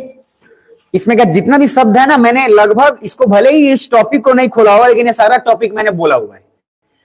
ये सब ऊपर नीचे इनडायरेक्ट डायरेक्ट सब कहा हुआ है, भले इस टॉपिक को मैंने ओपन नहीं किया है। तो ऊपर जो है सबसे ऊपर, नेहरू सेड, सबसे टॉप पे, development of economy and military is, क्या बोला कि सर, ये बोला कि not choice but it is our priority. मतलब हमारा चॉइस नहीं है कि हम इकोनॉमी को और मिलिट्री को डेवलप करें, हमारा प्रायोरिटी होना चाहिए। पहली बात, किसी एक को नहीं। अगर किसी एक को भी छोड़ोगे तो मामला निपट जाएगा। अगर मिलिट्री छोड़ा तो देश की सुरक्षा गया हाथ से, अगर आपने इकोनॉमी छोड़ा तो मिलिट्री कहां से रख पाएंगे? तो दोनों वाइस वर्सा चलता है। इसीलिए यहां पे कुछ फैक्टर लिखा है, देख लो। पहला, नॉन अलाइनमेंट में बोला गया कि सबसे फर्स्ट, अगर हम ध्यान से देखें तो इकोनॉमी ग्रेटर देन मिलिट्री, तो उसके क्या होगा? Global stability. अरे भैया, आप कितना भी चिल्लाते रहो कि हमको हक दे दो, हमको कोई नहीं सुनेगा। केजीएफ का एक डायलॉग बड़ा अच्छा है। एक माँ जो है बड़ा पाव के लिए, देखते हैं ना उस, जो अब देखो सब लोग देखा है ना केजीएफ, तो बड़ा पाव के लिए जो है गिड़गिड़ाते रहती है, कोई गाड़ी नहीं रुकता है। तो उसने क्या बोला? सिंपल अच्छा बात बोला उसने कि दुनिया कोई भी आपके लिए नहीं रुकेगा, तुमको खुद ही लड़ना पड़ेगा अपना भूख और अपना सारा कुछ के लिए। तो सेम वही है, हम गिड़गिड़ाते थे पहले। इंदिरा गांधी के समय से मामला जो है ना हमारा चेंज हुआ, बट फिर भी हमारे पास इतना कुछ था नहीं। देखो एटीट्यूड वाला मामला जो है ना, बोलते हैं कि एटीट्यूड आपका पॉजिटिव होना चाहिए, हारो चाहे जीतो। एटीट्यूड होना चाहिए कि हम अचीव कर जाएंगे, हम किसी का झुकेंगे नहीं। इस तरह का एटीट्यूड है तो मामला हो जाएगा। इंडिया आज इस लेवल पे पहुंचा है तो एटीट्यूड के कारण नहीं पहुंचा है, और वो पॉजिटिव एटीट्यूड जब चेंज हुआ तो आगे रहा। फिर भी हमारे पास उस समय ऑप्शन नहीं था तो अपन गिड़गिड़ाते थे। अब हम लोग गिड़गिड़ाते नहीं है और ना किसी को गिड़गिड़वाते हैं। अब हम लोग क्या करते हैं? साथ लेकर चलते हैं। तो ध्यान से देखिएगा कि sir economy greater than military, फायदा होगा ग्लोबल स्टेबिलिटी। आपको देश पूरा वर्ल्ड तभी वैल्यू देगा ना जब आप सर इकोनॉमिकली पावरफुल होगे। आपके संबंध तभी ठीक रहेंगे आपके रिलेशन में फूफा जी मामा जी के साथ जब आपका इकोनॉमी ठीक रहेगा। आपका इकोनॉमी अगर गोल मटोल हो गया, वैगनार से घूम रहे हैं और फूफा जी के पास मान लीजिए बीएमडब्ल्यू रखे हुए हैं, तो आपका वैल्यू नहीं रहेगा। आप चाहे कितना भी हो, कुछ भी हो, वो आपको एकदम ऐसा लुलू लुलू लुलू पुलू करके भेज देंगे इधर, चाहे आपके जीजा जी हो, चाहे फलना जी हो, चाहे चिलना जी हो। बुझा रहा है? बेसिकली द पॉइंट इज, जो इकोनॉमिकली इस दुनिया में पावरफुल है उसी का इज्जत होगा। ये सब जो बोलते हैं नहीं आप कि हमारे लिए पैसा मैटर नहीं करता है, हमारे लिए तो रिलेशन मैटर करता है, घंटा। इस दुनिया में बहुत कम ऐसे लोग हैं जो आपकी इकोनॉमी से प्यार नहीं करते हैं, बहुत कम, रेयरेस्ट ऑफ रेयर। और वो आपको मिलेगा नहीं मिलेगा उस गारंटी नहीं, हमारे पास है। बहुत कम लोग हैं जो आपसे प्यार करता है, सिर्फ जो आपके सिर्फ गिरने में उड़ने में उसको इंटरेस्ट है। आपके पास क्या है, आपके पास क्या नहीं है। आजकल के समय में बहुत लोग प्रैक्टिकल हो गए हैं, ध्यान से समझिएगा। आज के समय में आपको कोई घंटा नहीं पूछेगा, आप 10 दिन 20 दिन खाली कमाना छोड़ दीजिए, पता चल जाएगा आपको आपसे कोई कितना क्या प्यार करता है। 10 दिन आप छोड़ दीजिए। इनफैक्ट आज कोई भी रिलेशन सिर्फ टिका है उसके पीछे इकोनॉमी बहुत इंपॉर्टेंट है। तो अभी के समय में कोई ऐसा आदमी मिले जो आपसे उसको कोई इंटरेस्ट ना हो, उस आदमी को कभी छोड़िएगा मत, चाहे इधर कोई हो, भाई हो, बहन हो, brothers, boyfriend, girlfriend, wife, husband, क्योंकि सबको इंटरेस्ट है कि भैया कुछ ना कुछ फायदा हो जाए। कुछ बुझा रहा है? इधर देखिए, इंडिया भी सेम चीज वही काम कर रहा था। इंडिया ने सिंपल क्या सोचा कि ग्लोबल स्टेबिलिटी तब तक हमको नहीं हो पाएगा जब तक हमारा इकोनॉमी नहीं बढ़ेगा। कुछ बुझा रहा है? और इकोनॉमी बढ़ाने के लिए सर बहुत सारे फैक्टर हैं। आगे कांट अचीव, क्या लिखा है? बाइपोलैरिटी दिख रहा है सर? बाइपोलैरिटी का मतलब समझ रहे हो? बाइपोलर बताया ना। देखो, इंडिया ने जब सबको बोला था कि भैया तुम किसी से नहीं जुड़ोगे, ना अमेरिका से ना रसिया से, तो कुछ लोग माने, कुछ लोग नहीं माने। तो कुछ लोग जो है इंडिया के नॉन अलाइनमेंट पॉलिसी से खूब प्रभावित हो गए। वो लोग बोले कि हम किसी से नहीं जुड़ेंगे, आपके साथ चलेंगे। तो इंडिया बोला कि हम कोई थर्ड पोलैरिटी क्रिएट करना नहीं चाहते हैं।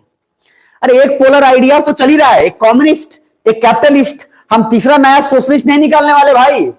इंडिया का कहना था हम ये मूवमेंट सिर्फ इसलिए निकाल रहे कि हमको कोई थर्ड पोलर वर्ल्ड दुनिया में क्रिएट करना है। हमारा वो मकसद नहीं, हमारा मकसद ये है कि जो बाइपोलर चल रहा है इस बाइपोलर को ब्रेक करना है। बुझा रहा है? और तुम जो हो वही रहो, अपने आप के रहो, तुमको किसी के ऊपर जो है परत जो है नहीं लगाना है। बुझा रहा है ना? जैसे आप हैं वैसे ठीक है, मेकअप पोतना नहीं है, परत नहीं लगाना है। Original beauty is good beauty. परत लगा लीजिएगा तो परत परत फिर आपको हो जाएगा। तो समझना है इधर।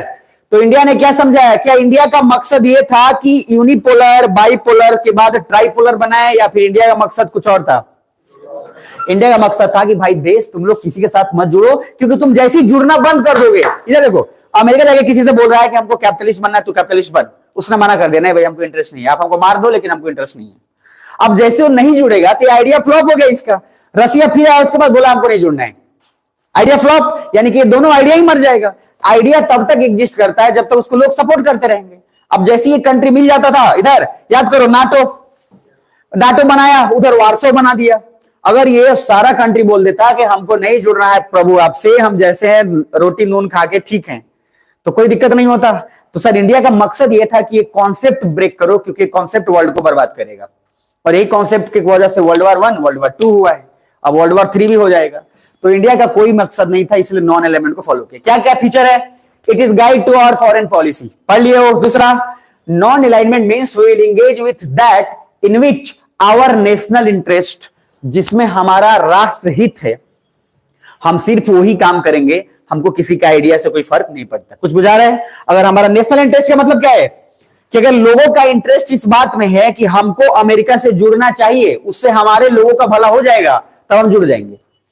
कुछ बुझा रहे हैं? लेकिन अगर हमारे लोगों का भला अमेरिका से जुड़ने में नहीं है तो हम कतई भी नहीं जुड़ेंगे, चाहे अमेरिका हमको कुछ भी दे, कुछ भी करे। डन यहां तक? जैसे बोलो। तो सर हमारा नेशनल इंटरेस्ट का मतलब क्या है? हमारा राष्ट्र हित में जो भला होगा हम वही करेंगे, जिससे जुड़ना होगा तो जुड़ेंगे, जिससे नहीं जुड़ना होगा नहीं जुड़ेंगे। आगे next, our national interest is there. Non-alignment is a way of conducting foreign policy. Non-alignment was never positioned to create a three-polar world. सुन पा रहे हैं? नॉन अलाइनमेंट का मतलब बिल्कुल भी नहीं था कि इंडिया थर्ड एक वर्ल्ड जो है क्रिएट करना चाहता था। आगे, then it's only a way of conducting our foreign policy. भाई हम ऐसा रहना चाहते हैं, बात खत्म। अच्छा इधर देखो,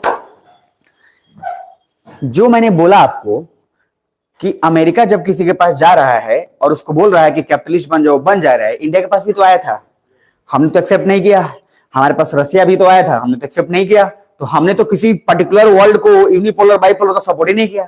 अगर उसी तरीके से सारा कंट्री किए रहते तो खुश रहते। इधर देखो, उस समय का फैसला जवाहरलाल नेहरू, और उस समय सिर्फ एक आदमी का फैसला नहीं होता है कि एक आदमी फैसला ले लिया। एक लीडर का काम जरूर है कि वो फैसला आकर फ्रंट में लेगा, लेकिन उसके बावजूद उसके साथ बहुत सारे लोग रहते हैं।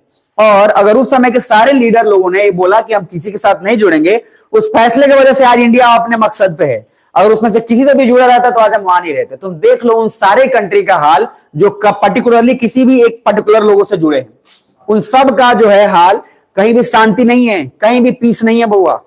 इंडिया में जितना शांति से आप और रह रहे हैं ना सब, उतना शांति से कोई देश नहीं रह रहा है। किसी भी, अगर या तो रशिया को ज्वाइन किया हो या वो किसी को भी ज्वाइन किया हो, अमेरिका को, इन दोनों में से जिसको भी जो देश ज्वाइन किया, अशांति ही अशांति है। और जो अपने आप पे रहा शांति है। तो इतिहास से बहुत कुछ सीख सकते हैं। अब आगे देखिए, नेक्स्ट क्या बोला गया, non alignment promoted world peace. हम विश्व शांति चाहते थे अमेरिका की तरफ।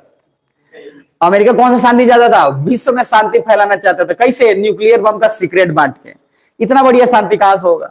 तो हम सिर्फ चाहते थे world peace, because we stay away from the power politics and we never imposed ideas on any country. हमने कभी भी किसी दूसरे देश पे अपना आइडियाज थोपा नहीं।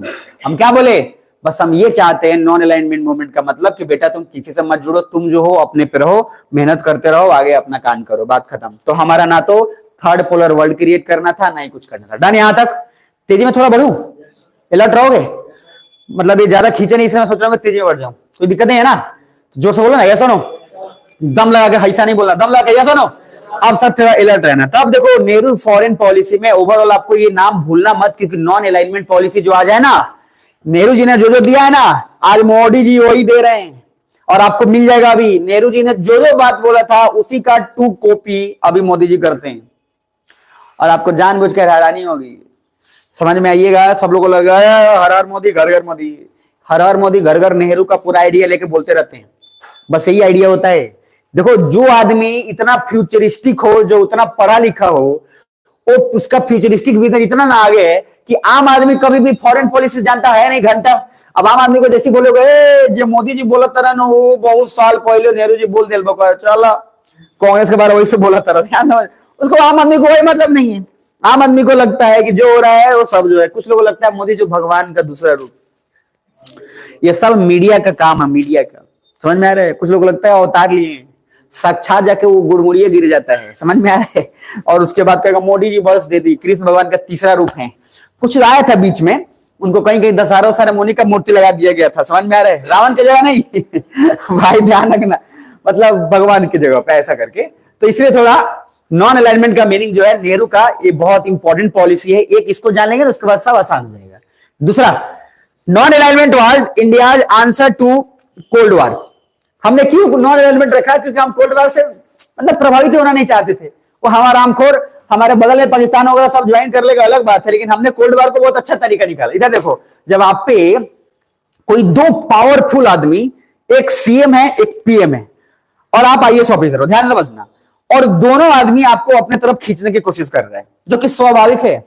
अगर आप तगड़ा आईपीएस ऑफिसर हो चाहे आईएएस ऑफिसर हो, तो आपको दोनों लोग खींचेंगे, सेंट्रल अपने तरफ, स्टेट अपने तरफ।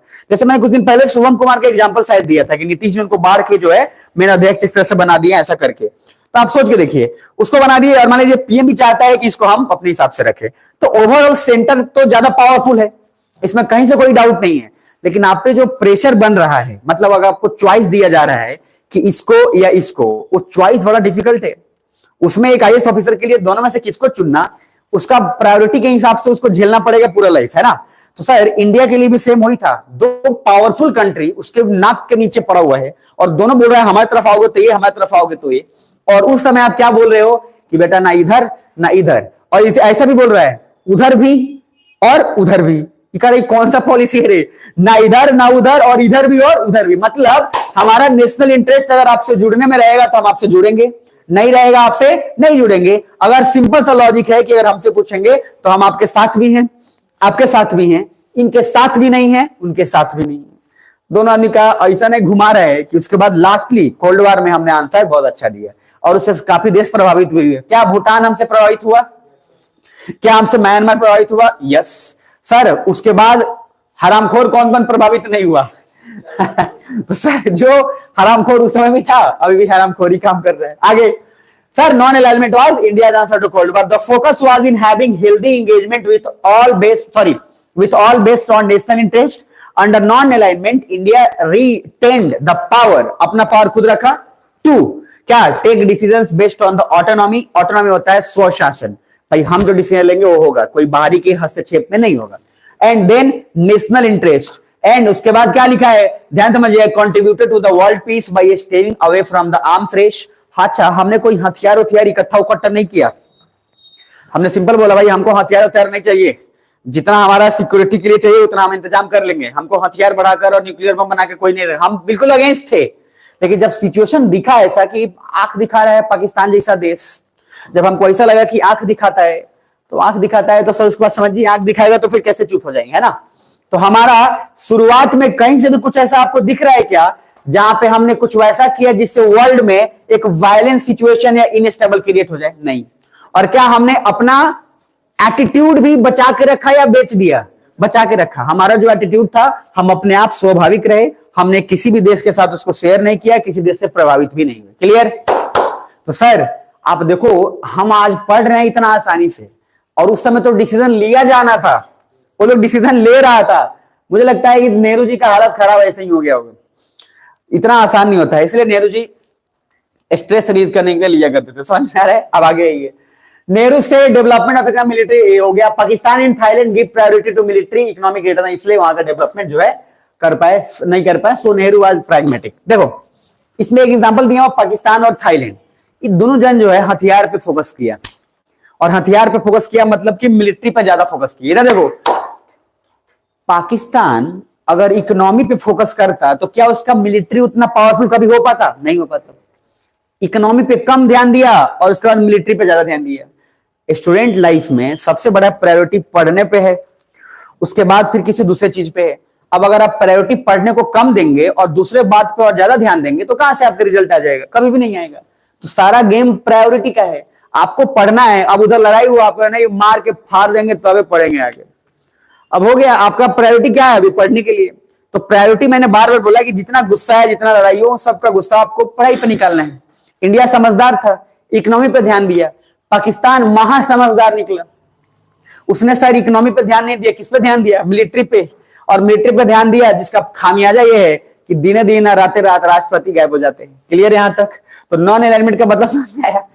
धन्य है उस समय का लोग, और उनको सच में बहुत दिल से रिस्पेक्ट है कि उन्होंने ऐसा डिसीजन लिया। ये तो आज और हम और आप ये पढ़ा नहीं रहे होते, ये इतिहास में होता भी नहीं। जैसे पाकिस्तान के इतिहास 1947 के पहले सब गायब है, वैसा ही हमारा भी नहीं होता, क्योंकि इतिहास खराब हो जाता है हमारा। तो नेहरू जी और उन लोगों को, भाई उन सारे लोगों को, इसमें एक आदमी का हाथ नहीं होता है, उन सारे लोगों को जो है रिस्पेक्ट रहेगा। आगे 1947 India got independence. Cold war चलना शुरू हो गया था, नहीं हो गया था? हो गया था। World was bipolar. ये सब बताने की जरूरत नहीं है, जरा 2 मिनट पढ़ो, सांस लेते हैं हम। सब पढ़े हुए हैं, पढ़ो जल्दी, हवा पे चल रहे हैं अभी।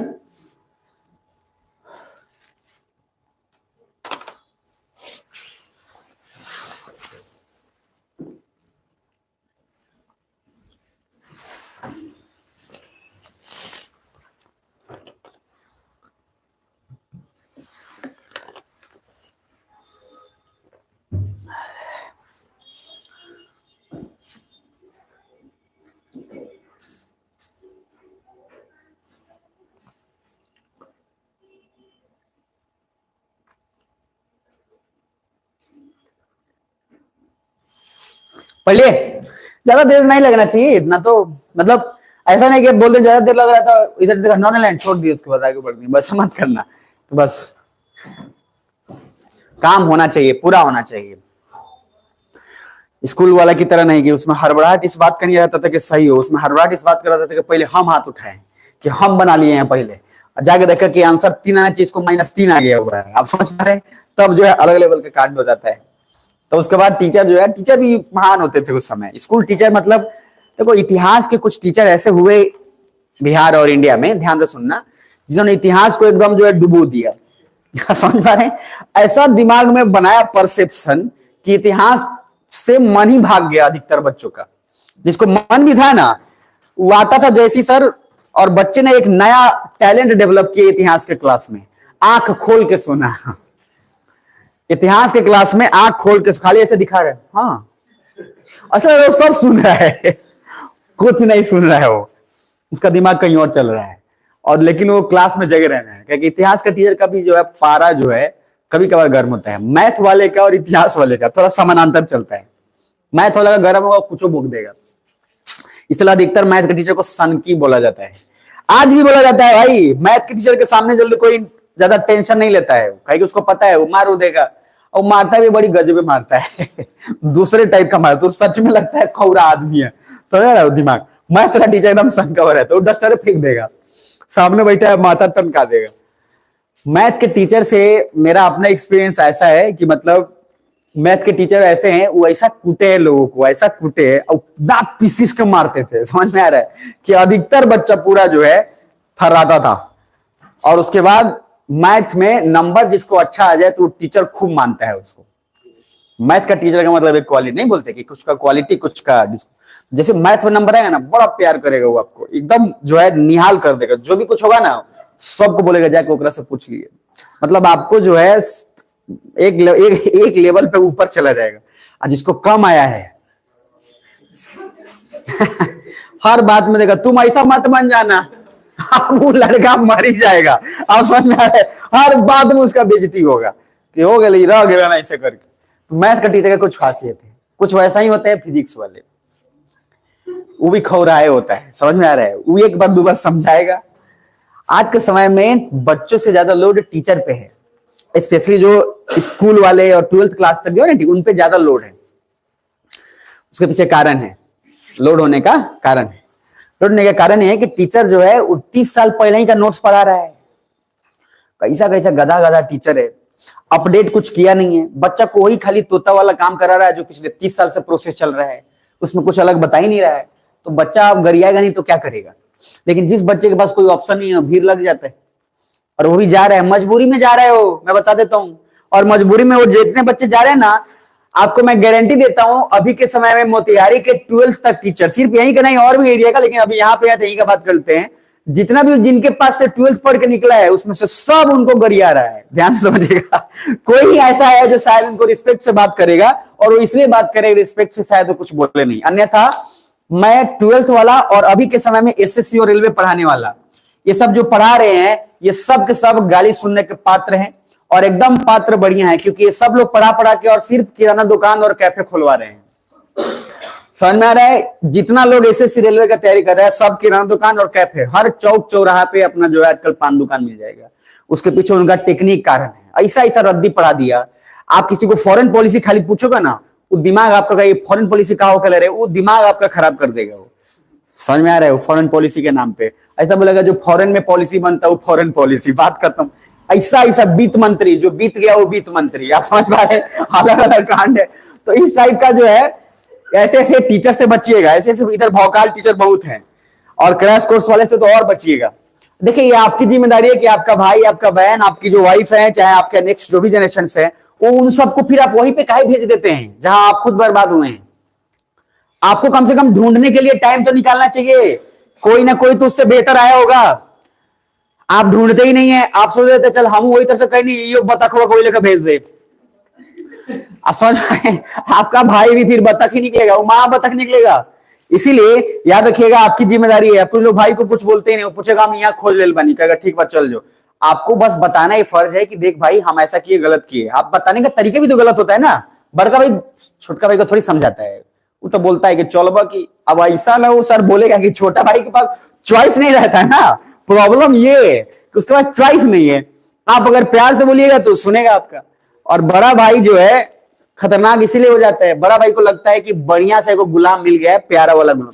जैसे कोनो बाहर से गया चाय बनाओ, अब सब छोटे भाई जो है वो टेंशन में रहता है हमेशा, कोई भी आएगा उसको उसी को बोलेगा पानी ले लिया वतन। अब छोटा भाई क्या करेगा, परेशान है, खुन्नस कहाँ निकालेगा वो। खुन्नस जो है निकालने का तरीका है, वो क्या करेगा, चाय में नमक मिला देगा उसके। समझ पा रहे हैं, कोई लोग चाय में मार मिला देते हैं, मार, समझ में मार जानते हैं ना। कुछ लोग मतलब ऐसा कर देते हैं।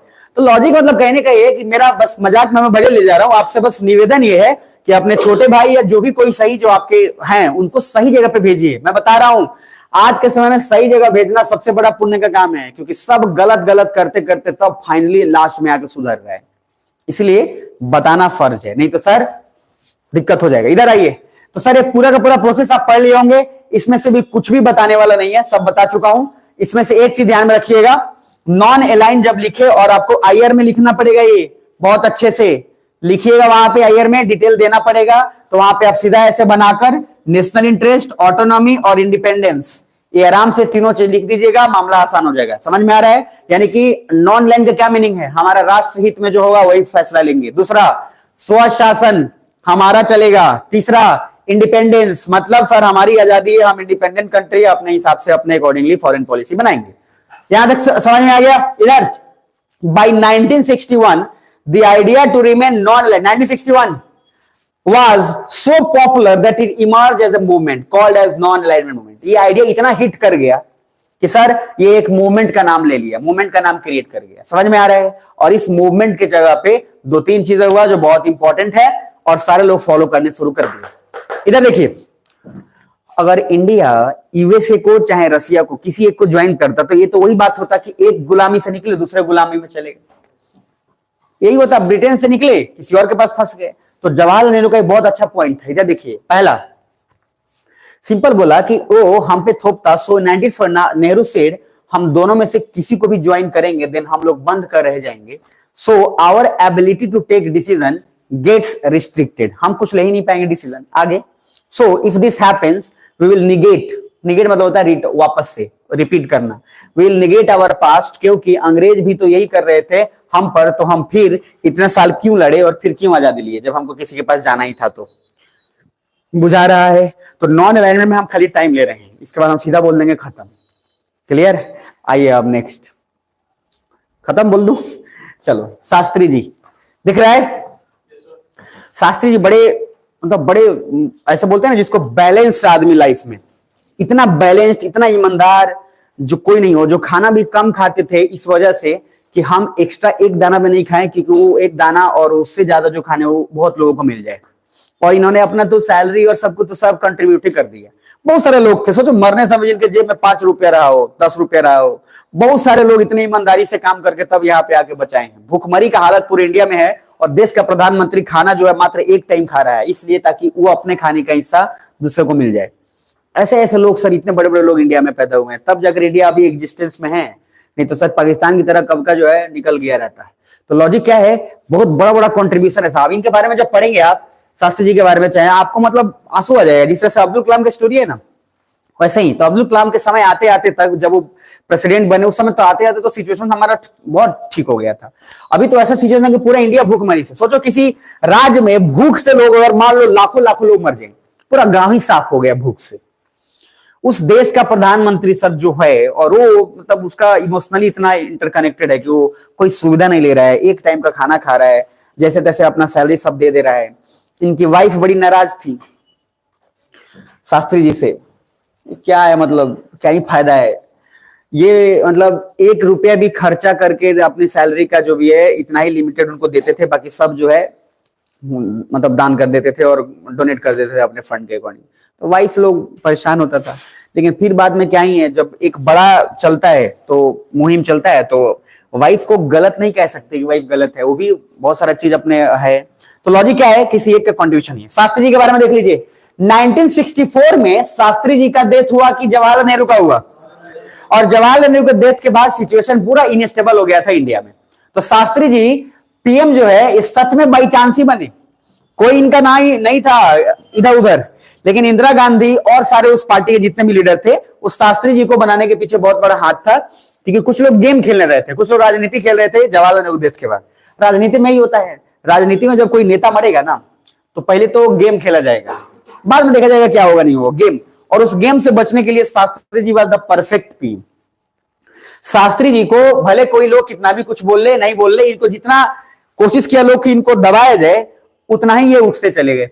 और उसके पीछे मात्र एक कारण था, ये दूसरे किसी को दबाने का कोशिश नहीं की, बस यही फर्क था। नेता वो होता है जब किसी दूसरे को दबाएगा ना तो सर उसका कभी भी पॉपुलैरिटी जाएगा ही नहीं। नरेंद्र मोदी के बारे में जितना ज्यादा राहुल गांधी बोलते हैं, जितना कुछ बोलते हैं, उसका पॉपुलैरिटी और उतना ही बढ़ जाता है। कुछ बुझा रहे हैं? इसीलिए ये लोग क्या है, अपना काम छोड़ के किसी एक आदमी के पीछे लग गए। ये इसको बोलते हैं बेहूदगी। अपना काम करते रहते, जहां पे भी कोई आदमी पूछे जिक्र ही नहीं करना है। अरे वो देश का पीएम है, कर रहा है, ठीक कर रहा है, हम भी अपना काम कर रहे हैं। पॉपुलैरिटी राहुल गांधी का ज्यादा बढ़ जाता है। लेकिन इनको पूछने से पहले ही 20 बार बोल देते हैं, और ऊपर से जाके गले लग जाते हैं मोदी जी से। बीच में नहीं आया था, याद है? कुछ दिन, ज्यादा दिन नहीं हुआ है, संसद में जाके यार मोदी से गले लग गए। मोदी जी कह रहे ठीक से परफ्यूम नहीं लगा का समझ में आ रहा, बॉडी महक रहा है। अब सर लॉजिक क्या है कि अगर इस तरीके का कांड जब हो, जो आप अपना काम छोड़ के किसी तीसरे का खाली बात करिएगा, तो पार्टी जाएगा तालाब में नहीं, बड़ा गहराई में। तो लॉजिक का ध्यान देखिए। शास्त्री जी का सबसे बड़ा रोल है कि Shastri ji never under estimated anyone, और शास्त्री जी हमेशा से लगभग सिर्फ अपना ही सोच सोच के अपना काम करते थे। बाकी इनका राजनीतिक कैरियर देखिएगा ना, कुछ ना विरोध ना कहीं कुछ भी, इनको अपना बात रखना, इनका आवाज ही उतना इतना मीठा आवाज है कि सर ये आवाज ज्यादा बोलेंगे तो कुछ फर्क किसी को पड़ेगा नहीं, और आराम से अपना बात बोल के निकल गए। लेकिन बात में इतना वजन होता था कि बाद में प्रभाव पड़ जाता था। तो देखिए शास्त्री जी ने क्या किया, why India stayed out of arms race. Question पूछेगा कि इंडिया हथियार जुटाने में या हथियार इकट्ठा करने से बाहर क्यों रहा। तो सर इंडिया पहली बात उस तरीके का कंट्री है नहीं। क्यों? हमने इधर इकोनॉमी पे ज्यादा फोकस किया था कि मिलिट्री पे? इकोनॉमी पे। हमने इकोनॉमी पे जब ज्यादा फोकस किया तो सर ध्यान से समझिएगा कि हम जानते थे कि इकोनॉमी पे फोकस कर लेंगे तो अपने आप जो है हम अपना काम कर लेंगे, मिलिट्री का चाहे हथियार का। इसलिए हमारा पूरा प्रायोरिटी यहाँ इधर। आप भी वैसे ही आईएएस पे फोकस कर लीजिएगा ना, तो हर छोटा छोटा काम आपको छोटा ही लगेगा, प्रॉब्लम सब खत्म हो जाएगा। जब सपना बड़ा होता है ना तो प्रॉब्लम्स छोटे छोटे लगने लगते हैं, और सपना जब छोटा हो तो ताला भी नहीं बंद होगा ना तब भी खीस भरेगा आपको। तले बंद नहीं खो, 2-3 बार उस पर मार दिया, आप समझ में आ रहा है? खींच भरेगा आपको छोटा छोटा काम के लिए। और जब सपना बड़ा रहेगा तो प्रॉब्लम हल्का लगेगा, और सपना छोटकी रहेगा ना तो हर चीज में आपको जो है इरिटेशन होगा। साइकिल चला चला तो पैडल नहीं चल रहा है, मान लीजिए चैन उतर गया, उस पर साइकिल का आप चैन नहीं बनेगा, 2 बार साइकिल को इन्हें उन्हें मारिएगा कस के, उसके बाद फिर तो चैन चढ़ाइएगा। लॉजिक क्या है? इरिटेशन जब बहुत ज्यादा हो तो समझिएगा कि आपका सपना छोटा है। इरिटेशन तब तक आपको कम होने लगेगा जब आपका सपना बड़ा हो जाएगा ना, ऑटोमेटिकली ऐसा लगेगा। कोई भी इधर आइए देखें कुछ प्रॉब्लम, अरे यार क्या ही प्रॉब्लम, इतना बड़ा देखना, वो चीजें अपने आप नॉर्मलाइज हो जाएगा। और जब सपना छोटा रहेगा ना, हर चीज में आपको प्रॉब्लम दिखेगा, घर में बाहर जहां जाइएगा वही प्रॉब्लम दिखेगा। इसीलिए सपना बड़ा रखिए, प्रॉब्लम छोटा हो जाएगा। जिंदा हो, पक्का जिंदा ही रहना।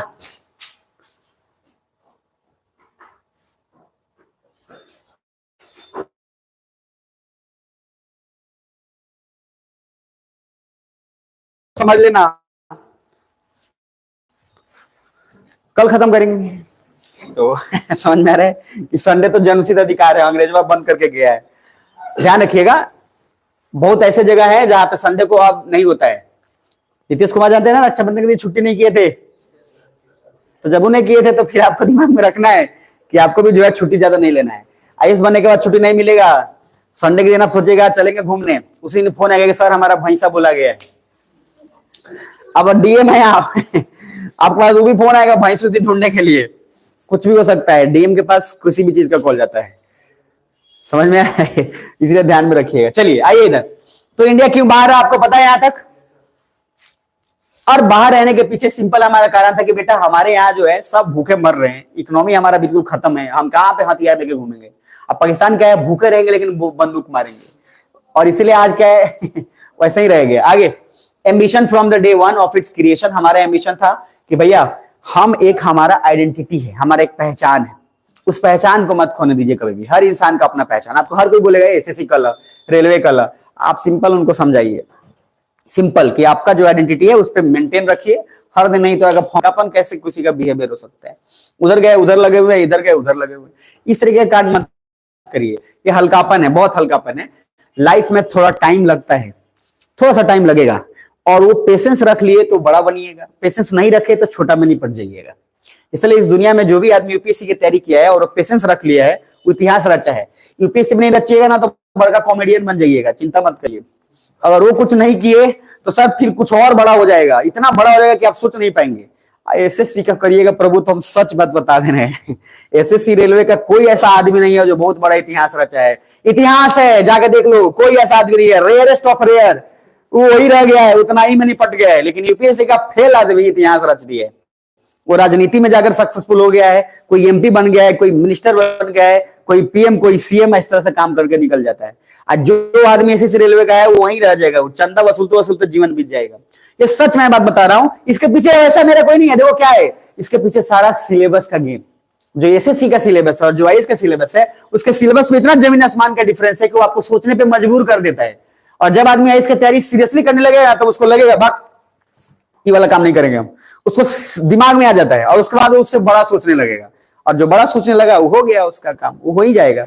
इतना बड़े राइटर बन जाएगा, इतने बड़े मीडिया पत्रकार बन जाएगा। अभी के समय में जितना भी मीडिया चैनल जो बड़ा बड़ा है, जितना लोग कॉमेडियन अभी बड़ा बड़ा है, सब देखो सब यूपीएससी की तैयारी किया हुआ है, ए टू जेड। जिसका आपको नाम दिमाग में आ रहा है सबका जाके पीछे का देख लो, कोनो का एसएससी रेलवे नहीं है। द पॉइंट इज कि आपको सिलेबस के हिसाब से देखना है। फॉरेन पॉलिसी आपको पढ़ने को मिल रहा है, ये फॉरेन पॉलिसी लोग पढ़ाया जाता है जब उस समय जब आप आईएफएस ऑफिसर बनते हैं या उस समय जब आप एक मुद्दे पे पहुंच जाते हैं, तब एसएससी में नहीं पढ़ाया जाता है। इसलिए थोड़ा सिलेबस ध्यान रखिए। आगे नेक्स्ट एक वर्ड है, हमने बोला कि इंडिया ने अपना पहचान बनाए रखा किस बात के लिए, कि हमको किसी से नहीं जुड़ना है, हमारा भी खुद का पहचान हम बना के रखेंगे।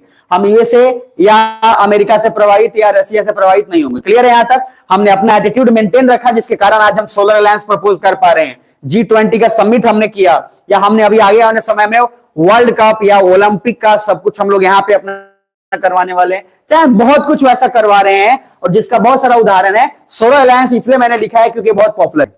सोलर अलायंस में मोर देन यहाँ पे 120 है, लेकिन अभी 180 से ज्यादा कंट्री जुड़ चुके हैं। और दूसरा उसके अलावा जो है सोलर अलायंस का, याद रखिएगा थोड़ा डिटेल, हेडक्वार्टर इसका कहां पे है, तो गुरुग्राम में है। तो सर इंडिया में है गुरुग्राम, गुरुग्राम ही नहीं बोलिएगा, गुरुग्राम ही बोलेंगे, ठीक है ना। गुरुग्राम बोलने में ज्यादा ठीक है, गुरुग्राम बोलने पे गोली चल जा रहा है आजकल, तो इसीलिए ध्यान में थोड़ा रखना है। नाम चेंज हुआ तब से काम हुआ। उसके बाद इसमें एक वर्ड है सूर्यपुत्र, दिख रहा है, ये मोदी जी इस्तेमाल किए थे और जाके बोल दिए सूर्यपुत्र। इसलिए बोल दिए ऐसा कंट्री जो ट्रॉपिक ऑफ कैंसर और उसके आसपास, मतलब जहां पे सूरज का बहुत ज्यादा इस तरह से अभी के लिए समझो इंटेंसिटी ज्यादा हो, तो वो मोदी जी का कहना था कि सूर्यपुत्र को नमस्कार। इसलिए क्योंकि अफ्रीकन, अब African maximum country Tropic of Cancer Capricorn के बीच में आ जाता है। अब उसको जाकर बोल दिए कि भैया ऐसा है, ध्यान समझना कि तुम लोग के वजह से सोलर अलायंस चल रहा है, तो सूर्यपुत्र इसमें जुड़ेगा। लेकिन और सब कंट्री फिर सोचे तो हमको जुड़ना है तो क्या करें, तो इंडिया बोला हम ऐसा नहीं बोलेंगे खाली वही जुड़ेगा, हम बोले कि सूर्यपुत्र को वैल्यू ज्यादा मिलेगा, क्योंकि जो सूरज के करीब है उसकी इंटेंसिटी ज्यादा है। अब सर बैठा है तुम यूएस से उधर, अब तुमको मान लो चाहिए सोलर अलायंस का, तो बेटा तुमको उतना कॉन्ट्रीब्यूशन हम नहीं देंगे। अब आपको यहाँ क्या देखने को मिल रहा है, डोमिनेंसी नहीं बल्कि लीड कौन कर रहा है, इंडिया। और इंडिया ये डिसाइड कर रहा है कि किस कंट्री को कितना प्रायोरिटी देंगे, किसको नहीं देंगे। ब्रिटेन भी बोला हमको भी ज्वाइन कर लो। इंडिया जानता है कि सर आने वाले समय में फ्यूचरिस्टिक है, इधर सारा का सारा गेम सस्टेनेबल चीज का है। जितना रिन्यूएबल एनर्जी आपके पास रहेगा उतना पावरफुल आप होंगे। इसलिए सर जो सोलर एनर्जी है इंडिया उसमें डोमिनेट किया। और अब क्या दिखाता है, क्या हम अलायंस ऑफ प्रपोज कर सकते हैं? बिल्कुल कर सकते हैं, किए भी हैं। और उसके आगे ये तभी पॉसिबल हुआ जब हमने अपना एटीट्यूड मेंटेन किया होता। अगर हमने अपना एटीट्यूड मेंटेन नहीं किया होता ना, तो सर हमारा भी स्थिति आज पाकिस्तान की तरह होता कि हम मतलब हर किसी के पीछे कटोरा के घूम रहे होते।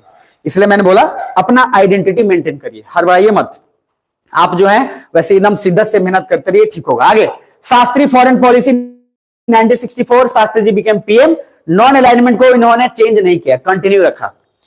ध्यान से देखिए, इन्होंने क्या ऐसा पीएम जो ये सोचता कि हमको वैल्यू नहीं मिला है, अब हम नए नए बने हैं तो हम सब चेंज कर देते हैं, ऐसा कोई भी पीएम ने नहीं किया है। शास्त्री जी ने उसी चीज को कंटिन्यू किया तो जवाहरलाल नेहरू शुरुआत किए थे। क्लियर है यहां तक? 1965 मैं पढ़ाऊंगा नहीं, ये सोवरनिटी चैलेंज याद है ना, पाकिस्तान वाला उठ के आ गया। उनको क्या पता था कि शास्त्री जी भी गोटा खा के आए हैं। अब शास्त्री जी ने बोला कि सर जब भी सोवरनिटी चैलेंज होगा, हमारा राइट टू सेल्फ डिफेंस है, और हमने ऐसा मार मारा कि पाकिस्तान जानता है आज तक। उसके बाद फिर इंडिया मिलिट्री इज डिफेंसिव, याद रखिएगा हमारा मिलिट्री हमेशा डिफेंसिव रहा है। क्यों? क्योंकि हमने कभी भी किसी पे पहले अटैक नहीं किया। लेकिन जब हमको कोई छेड़ेगा तो सर उसके बाद जो है ना, डिफेंसिव छोड़िए, इतना ज्यादा ऑफेंसिव होगा कि उसका खामियाजा आप ही जागिएगा क्या होगा। क्लियर? आगे 1966 शास्त्री पास्ट अवे। तो शास्त्री जी का डेथ 1966 में हुआ, और डेथ आज भी बहुत सारे सवाल छोड़कर गया है। लेकिन उस डेथ के पीछे सबसे बड़ा कारण रसिया का माना जाता है। लेकिन रसिया नहीं माना जाता है, बल्कि रसिया में डेथ होने के बावजूद भी यूएसए का उसमें सबसे बड़ा हाथ रहता है। ध्यान रखिएगा, उसके पीछे कारण ये था क्योंकि न्यूक्लियर के लिए इन्होंने सबसे पहले हामी यही भरे थे। मतलब ये न्यूक्लियर के खिलाफ थे, शास्त्री जी बिल्कुल नहीं चाहते थे कि न्यूक्लियर बम आए, क्योंकि क्या लिखा हुआ है इसके पहले नॉन अलाइनमेंट में, वी वांट पीस, और हमारा कोई आर्म्स रेस में हमारा कोई भी चीज नहीं है, हम हथियार, हम न्यूक्लियर बम नहीं बनाने वाले हैं। कौन बोल रहा है? इंडिया। लेकिन जब गए और कहां गए? रसिया ताशकंद में, तो वहां पे देखे कि पूरा का पूरा मामला, वहां पे उनको समझ आया कि अभी के समय में अगर न्यूक्लियर बम नहीं रहा ना प्रभु, तो पूरा का पूरा जो है देश बर्बाद हो जाएगा। और तब इन्होंने सीक्रेटली वहीं से मैसेज किया कि डन, मतलब ये डन सीक्रेट कोड में था, इसको, इस कोड को ब्रेक कर लिया गया और अमेरिका वहीं पे जो है उनके होटल में ही डेथ हो गया। तो लॉजिक ये है कि शास्त्री जी ने पहली बार हामी भरी थी, जो सबसे खिलाफ थे। और इसके लिए मैंने एक बार आपको बोला भी था, एक रॉकेट बॉयज करके एक आया है, जो है सोनी लिव पे फ्री में अवेलेबल होगा, रॉकेट बॉयज। हाँ, विक्रम साराभाई, और देखिए उसमें आप आराम से देखना कि उसमें कैसे विक्रम साराभाई और एक और आदमी है, कौन है? होमी भाभा, जिनके नाम पे भाभा एटॉमिक रिसर्च सेंटर है। तो जो है होमी भाभा शास्त्री जी के बड़े करीब थे, और होमी भाभा जो है नेहरू जी के भी बड़े करीब थे, उनको भाई बोलते थे। तो लॉजिक ये है कि होमी भाभा ने कन्विंस कर लिया था किसको? जवाहरलाल नेहरू को। बट जवाहरलाल नेहरू जब कन्विंस होने समय थे, तब तक उनका डेथ हो गया। और शास्त्री जी जब जब होमी भाभा उनको बोलते थे, तब तब शास्त्री जी मना कर देते थे कि नहीं Homi, this world is not full of war and days, हम लोग इसके सपोर्ट में नहीं है। और होमी भाभा बोलते थे कि शास्त्री जी कुछ समय के बाद अगर न्यूक्लियर बम नहीं रहा तो सब हमको आंख दिखाएगा। और शास्त्री जी उस समय हंस के इग्नोर कर देते थे। लेकिन जैसे ही देन बिकम प्राइम मिनिस्टर बनने के बाद शास्त्री जी ने पूरी तरीके से बोल दिया कि न्यूक्लियर बम के सपोर्ट में नहीं है। लेकिन जब इनका जाना हुआ ताशकंद, और वहां पे जब इनको पता चला कि क्या वैल्यू है, तब ताशकंद से कोड वर्ड में उन्होंने बोला किसको? होमी भाभा को, कि तू जो कर रहा है कर, और हमारा परमिशन तेरे साथ है। इस कोड को ब्रेक करके वहीं पे अमेरिका ने जो है जवाब देकर सुला लिया। ये एक शास्त्री जी का जो है अलग कांड हुआ। अगर शास्त्री जी ने हामी नहीं भरा रहता, थोड़ा सा कुछ ऐसा होता तो मामला निपट जाता। लेकिन शास्त्री जी ने वहीं से हामी इसलिए भरा क्योंकि शास्त्री जी ने पहले ही साइन कर दिया था कि सारा न्यूक्लियर एक्टिविटी जो चल रहा है वो सबको रोक दिया जाए। अगर वो उनको आने में उतना टाइम लग जाता तो होमी भाभा ये सब लोग जो है लगभग न्यूक्लियर बम का कांड खत्म हो गया। इसलिए उन्होंने सोचा कि टाइम वेस्ट नहीं करते हुए वहीं से हम दे देते हैं ताकि काम आगे चलता रहे। कुछ बुझा रहे? और शास्त्री जी के लिए वो महंगा पड़ गया। लेकिन फिर भी शास्त्री जी का बहुत बड़ा कॉन्ट्रीब्यूशन मात्र 2 साल के लिए रहे, लेकिन 2 साल में बहुत बड़ा बड़ा कॉन्ट्रीब्यूशन करके गए। वो पाकिस्तान का जो है धजिया उड़ा दिया सो अलग, और 66 में जो परमिशन दिया सो अलग। तो ये एक बहुत बड़ा कॉन्ट्रीब्यूशन है। देन कम्स इंदिरा गांधी, और इनका कंट्रीब्यूशन कभी मत भूलिएगा भाई। उस समय जब मर्दों की दुनिया में कोई औरत अगर दिमाग खराब करके चला जाए तो उसका कंट्रीब्यूशन हमेशा सैल्यूटेड रहता है। और इंदिरा गांधी ने वही कांड किया, सारा मर्द लोग को ऐसा बनाया कि उसके बाद सारा मर्द लोग का जो है बखिया उघेड़ के रख दिया। जितने लोग राजनीति करते थे ना, सबको पहली बार से पता चला कि राजनीति ऐसे भी हो सकता है। एक नया ही आयाम दे दिया राजनीति को। और इंदिरा गांधी जो एकदम सबको लग रहा था नहीं, देश में सबको लग रहा था कि अच्छा चलो इसी को बना देते हैं, बच्ची है चलो बन जाएगा। कुछ दिन खेलो है तो पूछ लिया कि बनोगे प्राइम मिनिस्टर, चलो बन जाओ। सोचा कि कुछ दिन बन जाएगा, बन के हटा देंगे, फिर उसके बाद अपना पार्टी है। अब उसको क्या पता था कि लड़का जो है जो बना है उसके बाद षड्यंत्र ऐसा रचेगा कि जो जिसका कुर्सी होने वाला वही खत्म हो जाएगा। तो ये सारा कुछ जो मैं बता रहा हूं, आपको टाइम जब मिले तो थोड़ा सा देख लीजिएगा। जो सोनी लिव पे अवेलेबल है, कौन सा है? रॉकेट बॉयज करके सोनी लिव पे है, मिल जाएगा, वही देखिएगा बस। उसके अलावा कुछ मत देखिएगा, उतना देख के डिलीट कर दीजिएगा। नहीं तो इंसान का नियत होता है, लालच का आज तक पैमाना नहीं किया। समझ पा रहे हैं? सोनी लिव पर जैसे जाएगा तो कोई फालतू फालतू का चीज देखना शुरू कर देगा। इसीलिए निवेदन है, देखो कुछ जन कहता है कि सर मूड नहीं है ना पढ़ने का, इसलिए नहीं पढ़ने। क्या मूड है भाई? आपका मूड क्या है? मूड को मारो श्री लेदर, मूड सब काम करेगा। समझ में आ रहा है? मूड अगर आपको कंट्रोल कर पा रहे तो कितने हल्के आदमी हो यार तुम।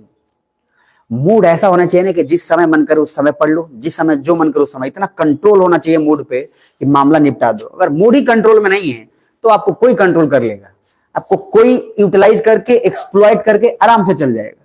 इसलिए मूड कंट्रोल होना है। और आईएएस में यही है, मूड कंट्रोल नहीं रहेगा तो कहां से होगा, सब मामला बेकार हो जाएगा। इसलिए कितना देखना है, कितना डिसिप्लिन। आर्मी के लोग क्यों इतना डिसिप्लिन होते हैं? 8 मिनट में ही खाना खा लेना है, 10 मिनट के अंदर ये कर लेना है, 3 बजे उठना है तो इतना ही मिनट में कर लेना है। इतना डिसिप्लिन क्यों रहता है? उसको भी पूरा पड़ा हुआ है दिन। उस डिसिप्लिन का फायदा होता है कि मूड कंट्रोल में हो जाता है, और फिर उसके बाद कुछ फर्क नहीं पड़ता कितना भी बाहर से आया हो, कितना भी बाहर से कुछ डिजायर्स है, सब कंट्रोल्ड है। इसलिए ध्यान रखिएगा कि जो है उतना देख के हटा दीजिएगा। बहरहाल आगे बढ़ते हैं। इंदिरा गांधी का दिख रहा है। तो इंदिरा गांधी जी ने सबसे पहला 2 काम किया। पहला काम ये किया कि इन्होंने नॉन अलाइन को तो रोका नहीं, लेकिन नॉन अलाइन में एक नया ट्विस्ट डाला और नया फ्लेवर आया नॉन अलाइनमेंट में। क्या? तो सबसे पहले कुछ चीजें हैं, इन्होंने बोला जो आंख दिखाएगा उसको आंख निकाल के गोटियां खेलेंगे, ध्यान समझिए, और जो प्यार से पेश आएगा उसके साथ रहेंगे। तो यहां अलग आ गया नॉन अलाइनमेंट में। उसके पहले नेहरू जी का क्या अप्रोच था कि भाई देखो हमको लड़ाई वड़ाई में इंटरेस्ट नहीं है, हम शांति से अपना रहना चाहते हैं, हमको शांति से रहना, तो भैया हमको किसी से जुड़ना नहीं है। इनका आया अब शांति से तो रहेंगे ठीक है, लेकिन अगर हमारा शांति भंग करोगे तो बेटा जो है सुनना पड़ेगा तुमको, ऐसे ही मतलब बोला ना कि गरिया के भेजेंगे तुमको। और ये इंदिरा गांधी का अप्रोच बहुत अलग लेवल पे है। इधर देखिए, अगर हम बात बोले इंदिरा गांधी के इस समय के अप्रोच का, खाली थोड़ा सा नापते रहना। नेहरू जी जिस समय शांत थे उस समय शांत रहना सिचुएशन का डिमांड था, क्योंकि ज्यादा अग्रेसिव होते, इधर देखो, ना हमारे पास इकोनॉमी था, ना हमारे पास मिलिट्री था कि हम अमेरिका से लड़ सके या किससे लड़ सके, रसिया से। हमने शांत रह के काम चलाया। शास्त्री जी आए, पाकिस्तान को जवाब देना था, जवाब दिए। इंदिरा गांधी आई, फिर से पाकिस्तान टॉर्चर करना शुरू किया, हमने फिर 1971 में जवाब दिया। इंदिरा गांधी के बाद अब जो पीएम आएगा फिर से नॉर्मल आएगा, और वो ऐसा नहीं कि नॉर्मल है, मूड कंट्रोल है उसका। वो जानता है कि अभी हमने देश को, जो इंडिया का सब शांति दिवस और शांति देश मानते हैं, वो देश अब पूरे वर्ल्ड में छाया हुआ है इस बात के लिए कि ये तो मारकाट कर रहा है। उसको मेंटेन करने के लिए पीएम ने अपना पूरा मूड चेंज कर कर नॉर्मल कर दिया, और पूरे अपने इतिहास में जब तक वो पीएम रहा मिलिट्री शब्द का प्रयोग नहीं किया। हथियार क्या, जैसे बोला मीडिया वाला पूछा कि व्हाट अबाउट आर्म्स रेस, बोला arms race I don't know about, I know arms about this only, मैं सिर्फ आर्म्स मतलब बातें जानता हूं, I don't know anything about हथियार एंड ऑल। हथियार शब्द ही प्रयोग नहीं हुआ, और ये पीएम का कंट्रीब्यूशन है। तो यहां देखिए इंदिरा गांधी, पहला, सबसे पहला non alignment is same but she added the economic colour in non alignment, थोड़ा नया फ्लेवर आया इकोनॉमी का। दूसरा, इधर बोली सिंपल कि India divided national interest, autonomy all as the same, economy में थोड़ा सा जो है फोकस उसमें जुड़ गया। इधर shift is leadership aspiration because we have developed economy of country to some extent, so we share with the other country। देखो इंडिया ने बोला कि अब सिर्फ अपना ही डेवलपमेंट नहीं करेंगे, दूसरे देश से भी हम इकोनॉमी शेयर करेंगे, क्योंकि हमारा पहले से थोड़ा बेहतर हो गया है। तो हम वो देश नहीं है कि हम अपना खाली पेट भरेंगे, जिस देश को हमारी जरूरत है उसका मदद भी करेंगे। ये इंडिया का अप्रोच रहा है। इधर देखिए नेक्स्ट, राम जी अकेले थोड़ी ना आए, राम जी जो है सबका भला करते हैं। राम जी ने सब कास्ट, सब जाति, सबका भला कर दिया। आगे, India's foreign policy adopted global welfare. अब हम अपना सिर्फ नहीं देख रहे हैं बल्कि हम ग्लोबल वेलफेयर देख रहे हैं। बहुत जन नहीं बोलता है लोग अपना खाया बोलने के दूसरे के मार्टल शुरू कर दे होता है, लेकिन सर इसके पीछे थॉट प्रोसेस बड़ा होना चाहिए, अगर ऐसा है तो हो जाता है। आगे, still continuing every PM till today. 1971 में she proved that if sovereignty challenge then rotation, ये रोटेशन नहीं है, रिटेलिएशन है। उन्होंने बता दिया कि अगर किसी भी सोवरेनिटी को चैलेंज करेगा तो उसका जो जवाबदेही होगा वो भैया अनइमेजिनेबल होगा। बुझा रहा है, आपको पता नहीं चलेगा कि आप क्या होगा। She said India has global power aspirations, पहली बार, जिसके कारण पाकिस्तान को प्रॉब्लम हो गया। इंडिया ने पहली बार, इधर इंदिरा गांधी ने बोला कि हमारा एस्पिरेशंस पावरफुल बनने का है। उनका मकसद ये नहीं था कि हम अपना डोमिनेंसी दिखाए। पाकिस्तान को देखिए क्या बोल रहे हैं। इंदिरा गांधी बोली ऐसा है, तुम्हारे पास दिमाग है कम, तुम समझते भी कम हो, समझ में आ रहा है, हमको तुमको समझाना है नहीं। हमने बोला कि हमारा भी एस्पिरेशन है कि आईएएस बने भाई, हम क्यों नीचे तक हमेशा रहेंगे, हमारा भी एस्पिरेशन साहब बने, हम किसी भी कास्ट से हैं, जाति से हैं, क्या फर्क पड़ता है, हम बनना चाहते हैं, मेहनत करेंगे, बनेंगे। पाकिस्तान को समझ आया नहीं तो हमने थोड़ा समझा दिया। फिर 1974 में हमने पढ़ा दिया था पीसफुल न्यूक्लियर एक्सप्लोजन, याद है, शांति वाला किया, जो आगे चलकर 1998 में फिर से स्माइलिंग बुद्धा वाला। फिर उसके बाद इसके वजह से मैंने तो फिल्म भी देखने के लिए बोला था, कौन सा फिल्म बोला था, पोखरान वाला, परमाणु, तो भी बोला था, जाकर देख लेना। Indira Gandhi domestic economy become more inward. देखो इंदिरा गांधी का एक बहुत अच्छा चीज था, इन्होंने बोला कि हमारा जो इकोनॉमी है पहले अपने देश का ठीक करो। इधर देखो दो चीज जिसका क्रेडिट इंदिरा गांधी को गया, लेकिन वो एक्चुअल में क्रेडिट जाना चाहिए था लाल बहादुर शास्त्री को। वो क्रेडिट एक था ग्रीन रिवॉल्यूशन का, और दूसरा एक क्रेडिट ऊपर क्या ने बोला, न्यूक्लियर वाला। लेकिन सर याद रखिएगा, ये आम आदमी के लिए है क्रेडिट, एक पीएम क्रेडिट नहीं खेलता है, आम आदमी के लिए क्रेडिट चलता है कि हाई कैलन हाउ कैलन। शास्त्री जी कभी नहीं बोले कि ये किए वो किए, इंदिरा गांधी भी कभी नहीं बोले ये किए वो किए। जब राजनीति का कैंपेन चलता है तो हर पार्टी बोलता है, उसमें बोलेगा ही, उसमें कोई बड़ा बात नहीं है। लेकिन सर ध्यान देखिएगा, आधार कार्ड जो आज चलता है उसका सबसे बड़ा क्रेडिट किसको मिलता है, मोदी जी को।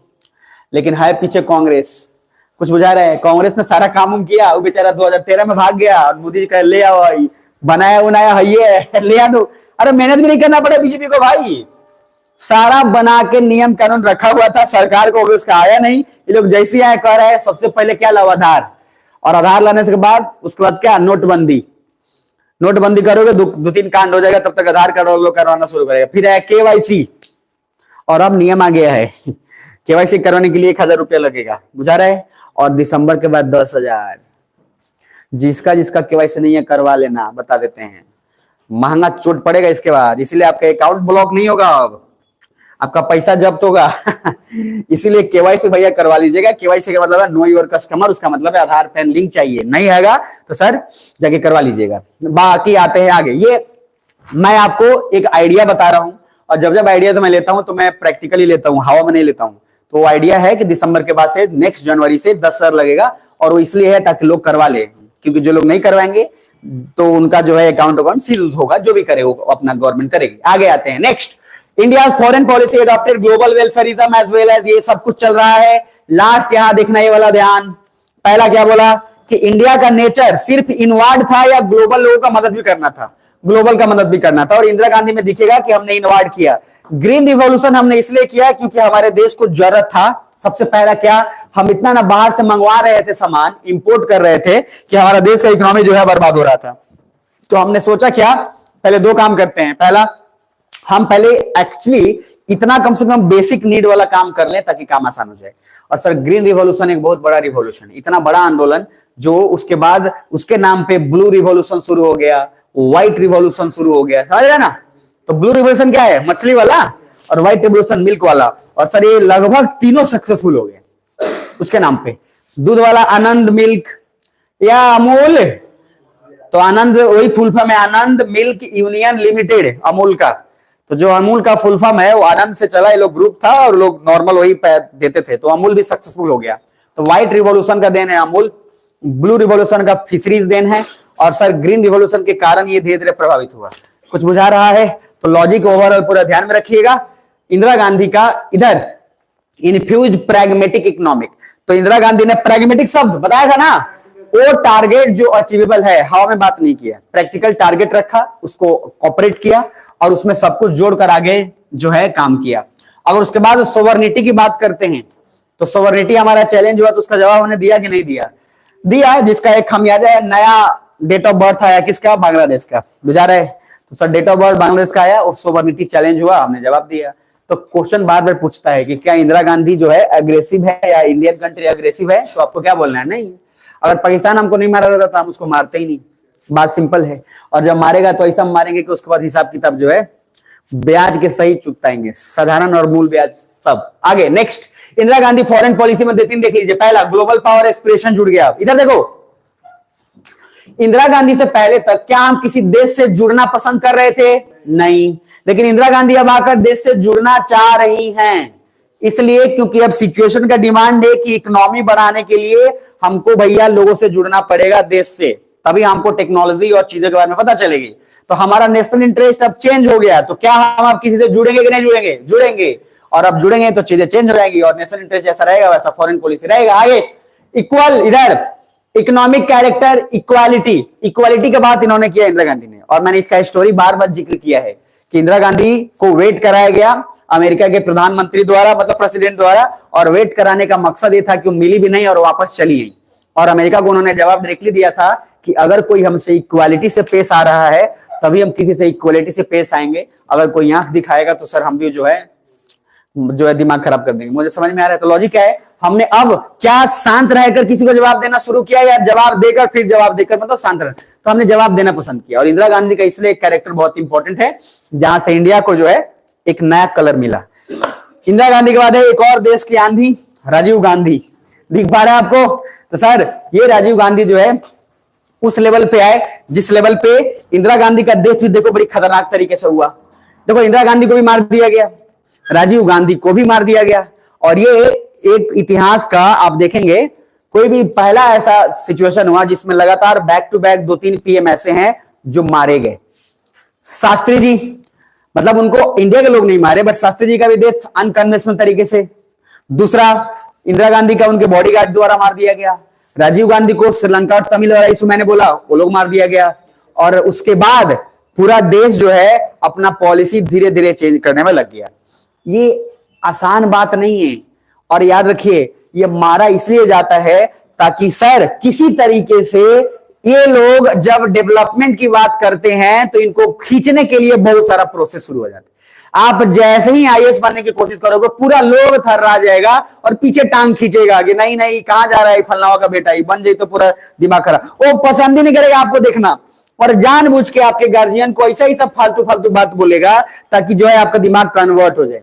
और वो आपके गार्जियन को बहुत बोलेगा बड़ा नो टाइम लगेगा में कैसे बनी, इतना सारा बोल देगा कि आपके गार्जियन आज आ जाओ घरे आ जाओ खेती करो दे हमनी के। तो सारे वही मैंने बोला उस समय आपका पेशेंस। इधर देखो आप सोचो चर्चा किसका होता है, जो कुछ नहीं करता है उसका या जो कुछ करता है उसका? भाई से बात उन्हीं की होती है जिनमें कुछ बात होती है। बात सही है, लॉजिक सिंपल है। अगर आप कुछ नहीं कर रहे हैं तो आपका इज्जत होगा, बुझा रहा है, पूजा होगा। लेकिन अगर आप कुछ कर रहे हैं तो आपका इज्जत कभी हो ही नहीं सकता, ये स्वाभाविक है, नेचुरल है। और अगर आप ये सोचे कि नहीं नहीं हम काम भी करें और हमारा सब लोग इज्जत भी करें, प्रैक्टिकली इम्प्रैक्टिकली किसी भी तरीके से पॉसिबल नहीं है।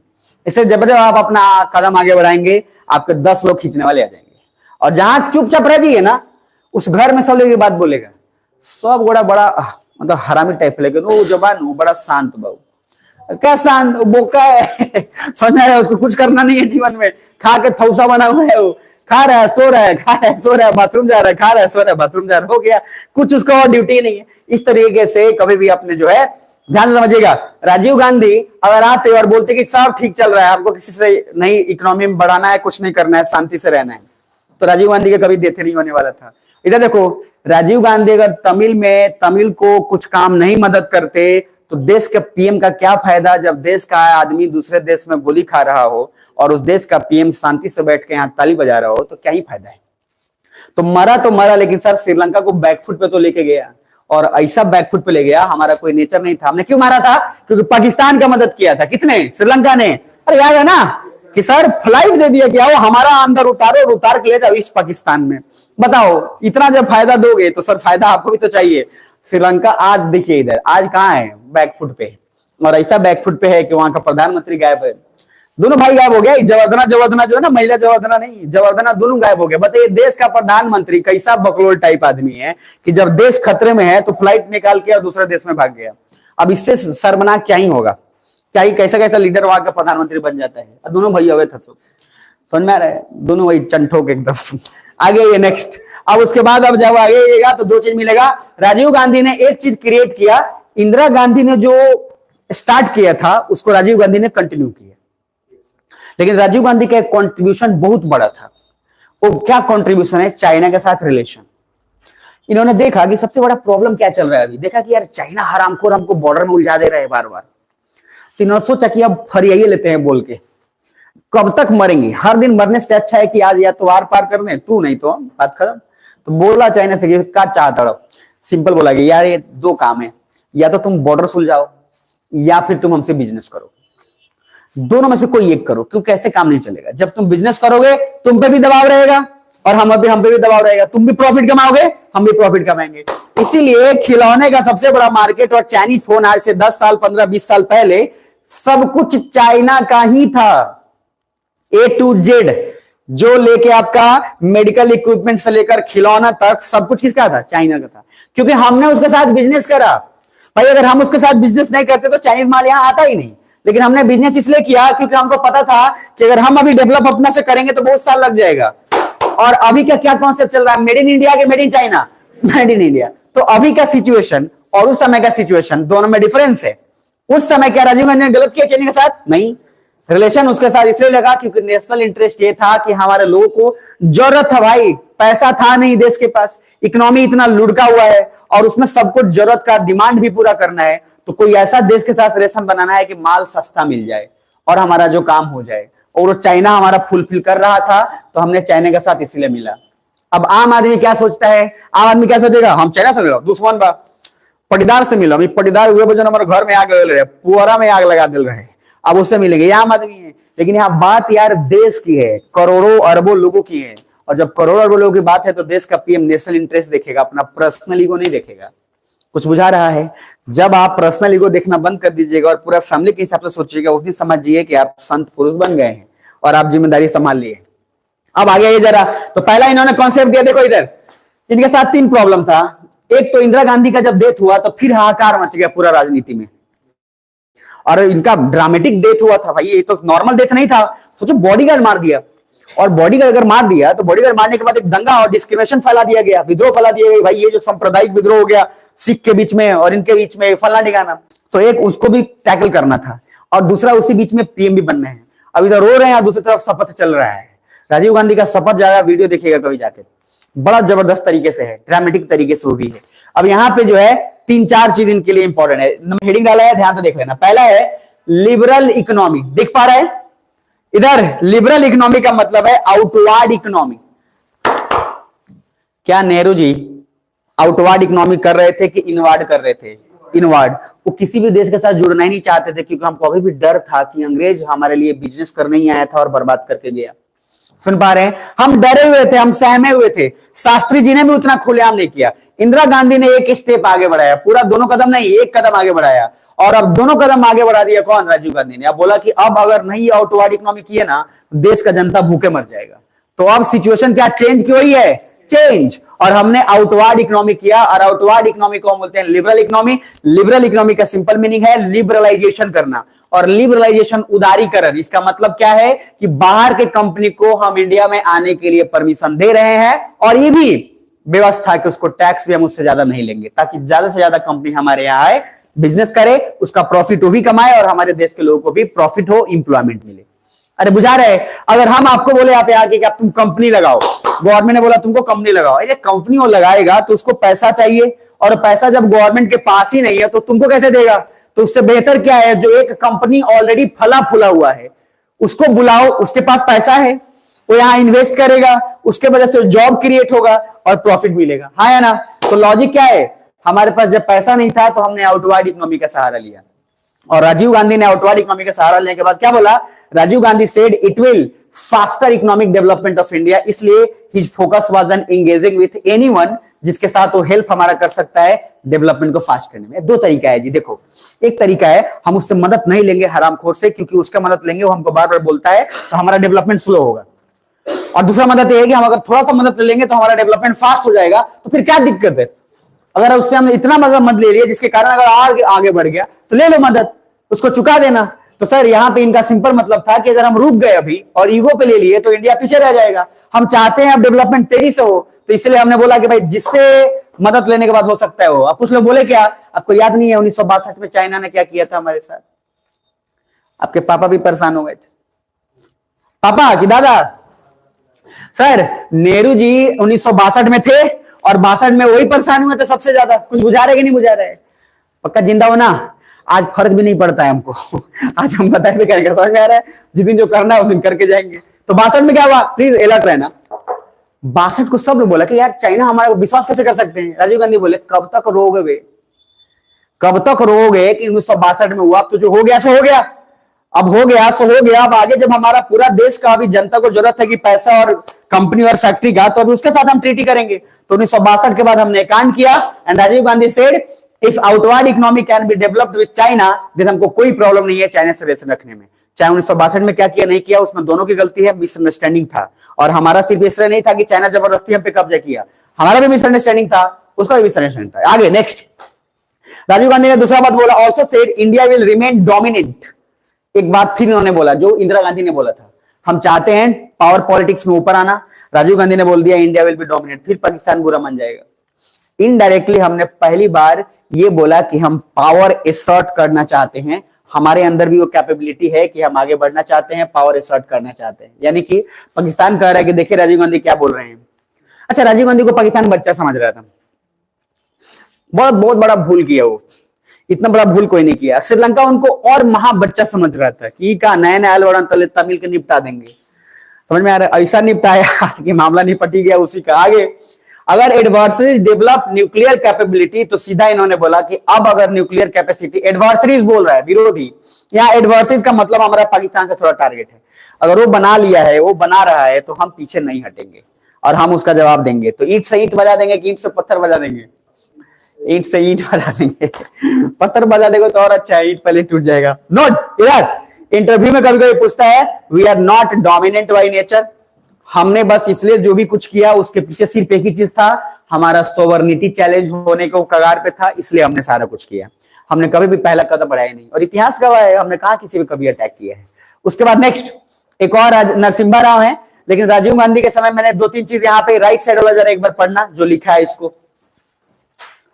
आपको मेंस में शब्द प्रयोग नहीं करना है न्यूक्लियर वाला, वहां पे कुछ अलग लिखना है। जैसे यहाँ यूनिक कैपेबिलिटीज लिखा हूं, तो यूनिक कैपेबिलिटीज इस्तेमाल करिए, नहीं कि मेंस में गए और क्या लिख दिए, न्यूक्लियर बम पाकिस्तान बनाया, हम भी पाकिस्तान न्यूक्लियर बम बना लिया और हम ऐसा बनाए कि बम मार देंगे। आप समझ में, ऐसा वर्ड थोड़ा सा बचिएगा, शब्द का जो है मायाजाल, इसलिए इधर राइट साइड में दिया हुआ है, इसी शब्द का प्रयोग करिएगा ताकि आपको मेंस में दिक्कत ना हो। आगे, राजीव गांधी इन्फ्यूज्ड प्रैग्मेटिक, क्या इन्होंने भी हवा में बात करी या प्रैक्टिकल सोचा? प्रैक्टिकल सोचा। Next, foreign policy by giving primacy to the national interest. Secondly, he जो है find on foreign policy engage with all state that could enable India for the fast change. ये सोचे कि जो भी देश हमारा अगर मदद कर रहा है, हमारा डेवलपमेंट फास्ट हो जाएगा, हमको कोई प्रॉब्लम नहीं है। आगे इधर, the reason for prioritising faster development was to bring, यहां ध्यान समझिएगा, ये शिफ्ट ऑफ इंडिया एस्पिरेशंस, क्योंकि हम चाहते थे कि आप तेजी से बढ़े। उसके बाद हमने यूनिक कैपेबिलिटीज पे फोकस किया, to challenge India sovereignty, then India shall not shy away any explosion. उसके बाद फिर इंडिया राइजिंग डोमिनेंस जो था, तो इधर देखिए मैंने बोला इंडिया भी एक राइजिंग पावर था, तो जो एस्टेब्लिश पावर पहले से है उसको बुरा लगेगा नहीं लगेगा? लगेगा। तो ये भी एक कारण था जिसमें बहुत लोगों को प्रॉब्लम था। यहां मैंने लिख भी दिया है नोट करके कि मेंस में यूनिक कैपेबिलिटी शब्द का प्रयोग करिएगा, ज्यादा अच्छा रहेगा, उसमें बचिएगा। जो देखिए जो तड़कता भड़कता शब्द से थोड़ा बचिएगा, उन सबसे बचिएगा, थोड़ा फायदा होगा। जब कोई ऑप्शन ना रहे तो लिख दीजिए, क्या दिक्कत है उसमें। आज ये चर्चा में जैसे कौन एक रैंक 48 क्या नाम था, आदित्य पांडे, वो आ जाता है चर्चा में, फालतू का वो राम लल्ला का नाम ले लेके, समझ में आ रहा है, अपना पक्ष सीधा साथ दिया है उसको। हर पॉलिटिकल पार्टी जो है, पक्का देख लीजिएगा आप, किसी न किसी पॉलिटिकल पार्टी के साथ उसका फोटो आएगा और राजनीति में आज नहीं तो कल सक्रिय हो जाएगा 110%। आईएएस ऑफिसर सब तेज होता है, समझ में आ रहा है, बहुत तेज होता है। सब पहले ही अपना रुझान बता देता है कि तोड़े बानी, उसको कौन पहले पकड़ेगा बताओ।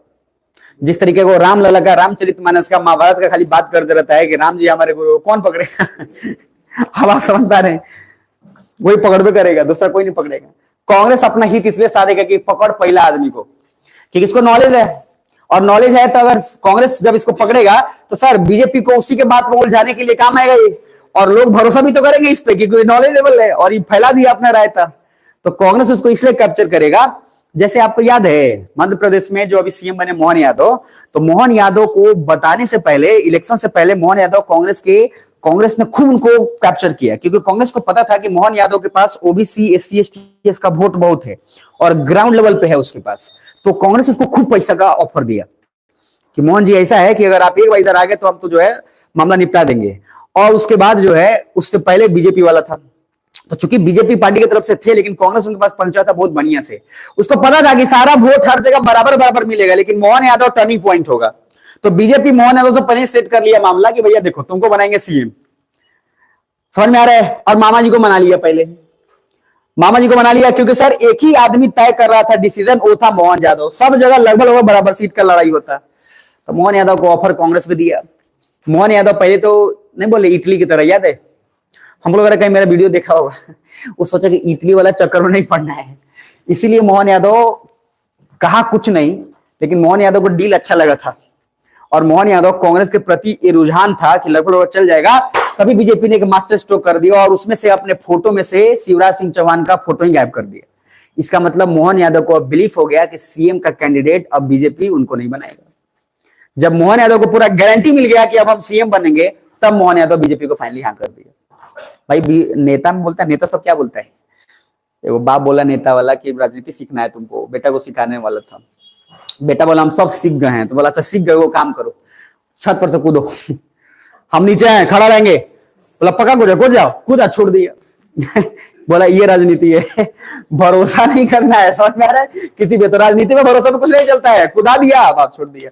तो राजनेता क्या है, जब तक उसको पूरा सिक्योरिटी नहीं मिले तब तक नहीं होगा, बुझा रहा है। इसीलिए वो आया था बीच में कौन सा महारानी करके उस एपिसोड, उसमें क्या है, पुख्ता सबसे पुरान लिया जाता है कि तो माई क्रिया, दाय क्रिया, हवन क्रिया, ये खा रहे हैं कि हम तुम्हारे पार्टी से अलग नहीं होंगे।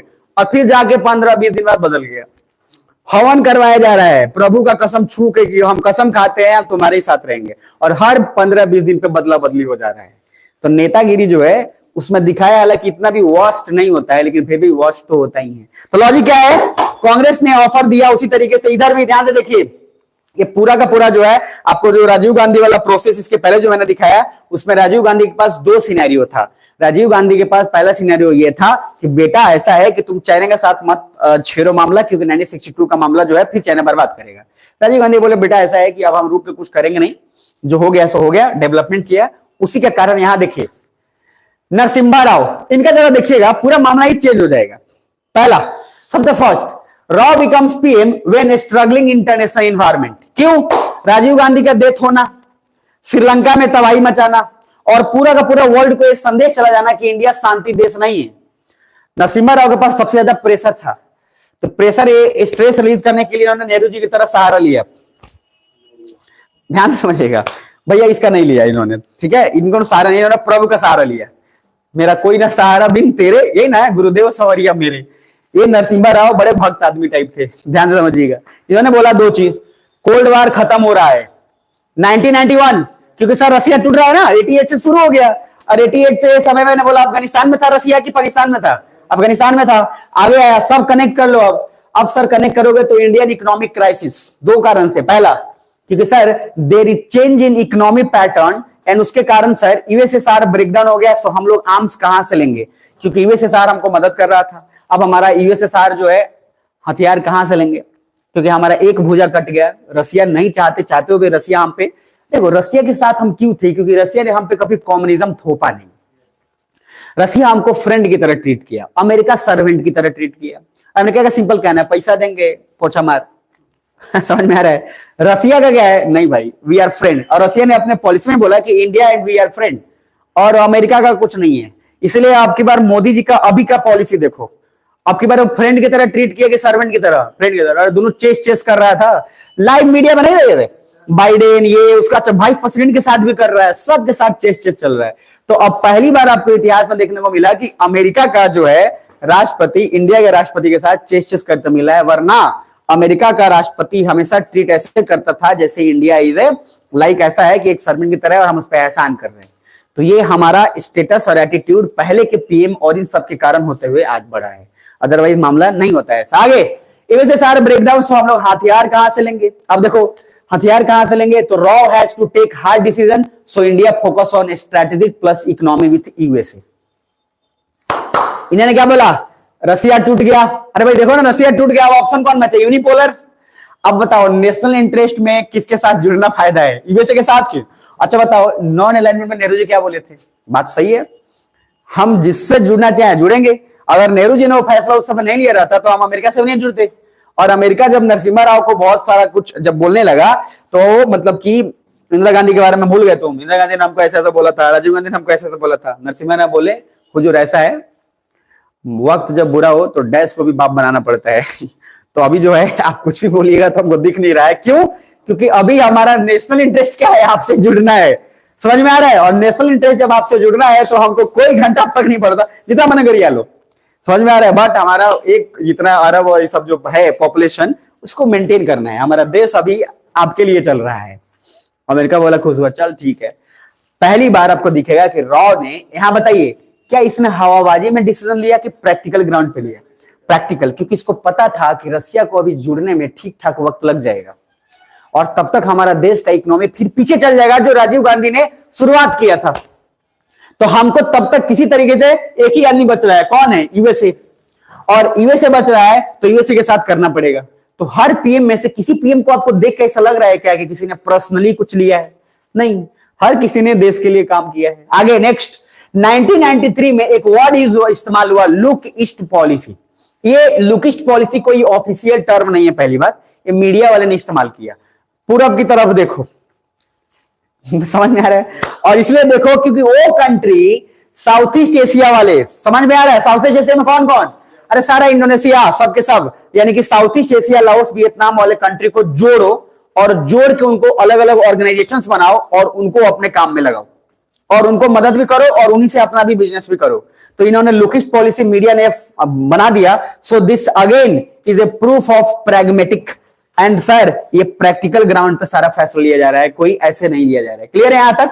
फाइनल इधर पढ़ना जरा, लास्ट वाला, बस यही पेज पढ़ लो, कल कंटिन्यू करते हैं। दिख रहा है? देखो सुना मत, ये वाला पढ़ लो। Rao become the PM at uncertain international times with the ending cold war. Rao directed Indian foreign policy to adopt radical changes. Rao infused open economy as a key sources to जो है उसको गाइड करने के लिए।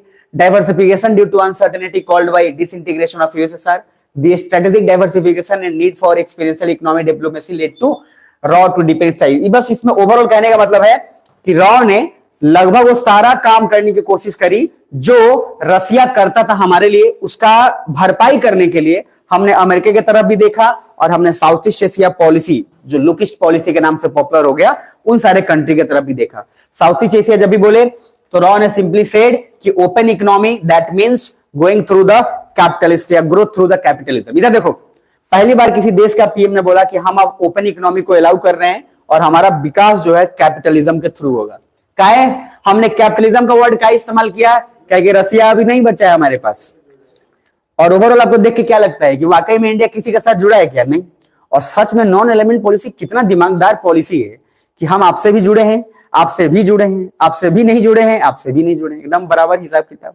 और लगभग इंडिया ने वही मेंटेन भी किया है। आगे नरसिम्हा राव के बाद लुकिस्ट पॉलिसी, एक और गुजराल डॉक्ट्रिन, गुजराल साहब भी आएंगे और आईके गुजराल साहब भी अपना जो है काम करेंगे। आज ये काम करते इतना नहीं देते हैं, कल जो बचा है फॉरेन और नेबर दोनों खत्म कर देते हैं। क्लियर है यहां तक? तो जहां तक पढ़े हो भैया देख लो, भागना मत। पहला नेहरूवियन पॉलिसी सबसे इंपॉर्टेंट, नॉन एलिमेंट याद रहेगा।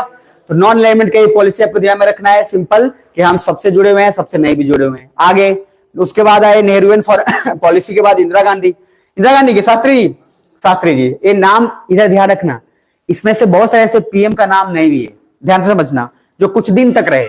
हम उन्हीं पीएम का फॉरेन पॉलिसी देख रहे हैं जो एक बड़ा चेंज करके गए और कुछ लॉन्ग टर्म में रहे।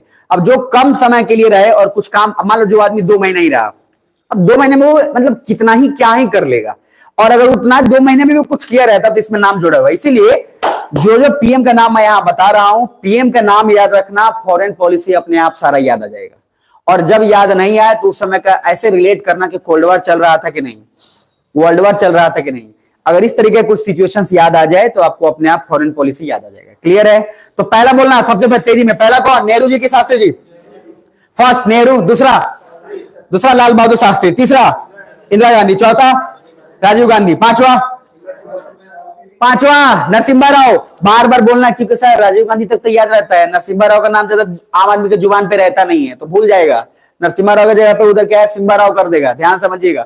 तो नरसिम्हा राव के बाद आईके गुजराल, ये नाम याद रखो, बाकी कल मैं करा दूंगा। नरसिम्हा राव के बाद कौन? आईके गुजराल के बाद वाजपेयी जी के बाद मनमोहन सिंह, और मनमोहन सिंह के बाद ये। फिर लास्ट में पूछ रहा हूं, फर्स्ट राजीव गांधी कौन बोला? पहला नेहरू जी, दूसरा लाल बहादुर शास्त्री, तीसरा इंदिरा गांधी, चौथा राजीव गांधी, पांचवा नरसिम्हा राव, 6 आईके गुजराल, और उसके बाद अरे वाजपेयी जी को मत भूलना। उसके बाद कौन? वाजपेयी। उसके बाद नेक्स्ट मनमोहन सिंह, उसके बाद कौन? मोदी जी। लास्ट बार पूरा सही बोलो तब जाने देंगे, अगर नहीं बोले सही नहीं जाने देंगे। फिर से बोल रहे हैं, पहला नेहरू, दूसरा दिमागी लठ है ना, दूसरा शास्त्री, तीसरा इंदिरा गांधी, चौथा राजीव गांधी, पांचवा नरसिम्हा राव, छठा आईके गुजराल, 7th अटल बिहारी वाजपेयी, उसके बाद मनमोहन सिंह, और उसके बाद तो सारे यहां तक रखते हैं, कल कंटिन्यू करते हैं। ठीक है? म्यांमार खत्म, सब खत्म, अब जो बचा कुछ है कल या परसों निपटा देंगे। क्लियर है? चलिए तो कल मिलते हैं।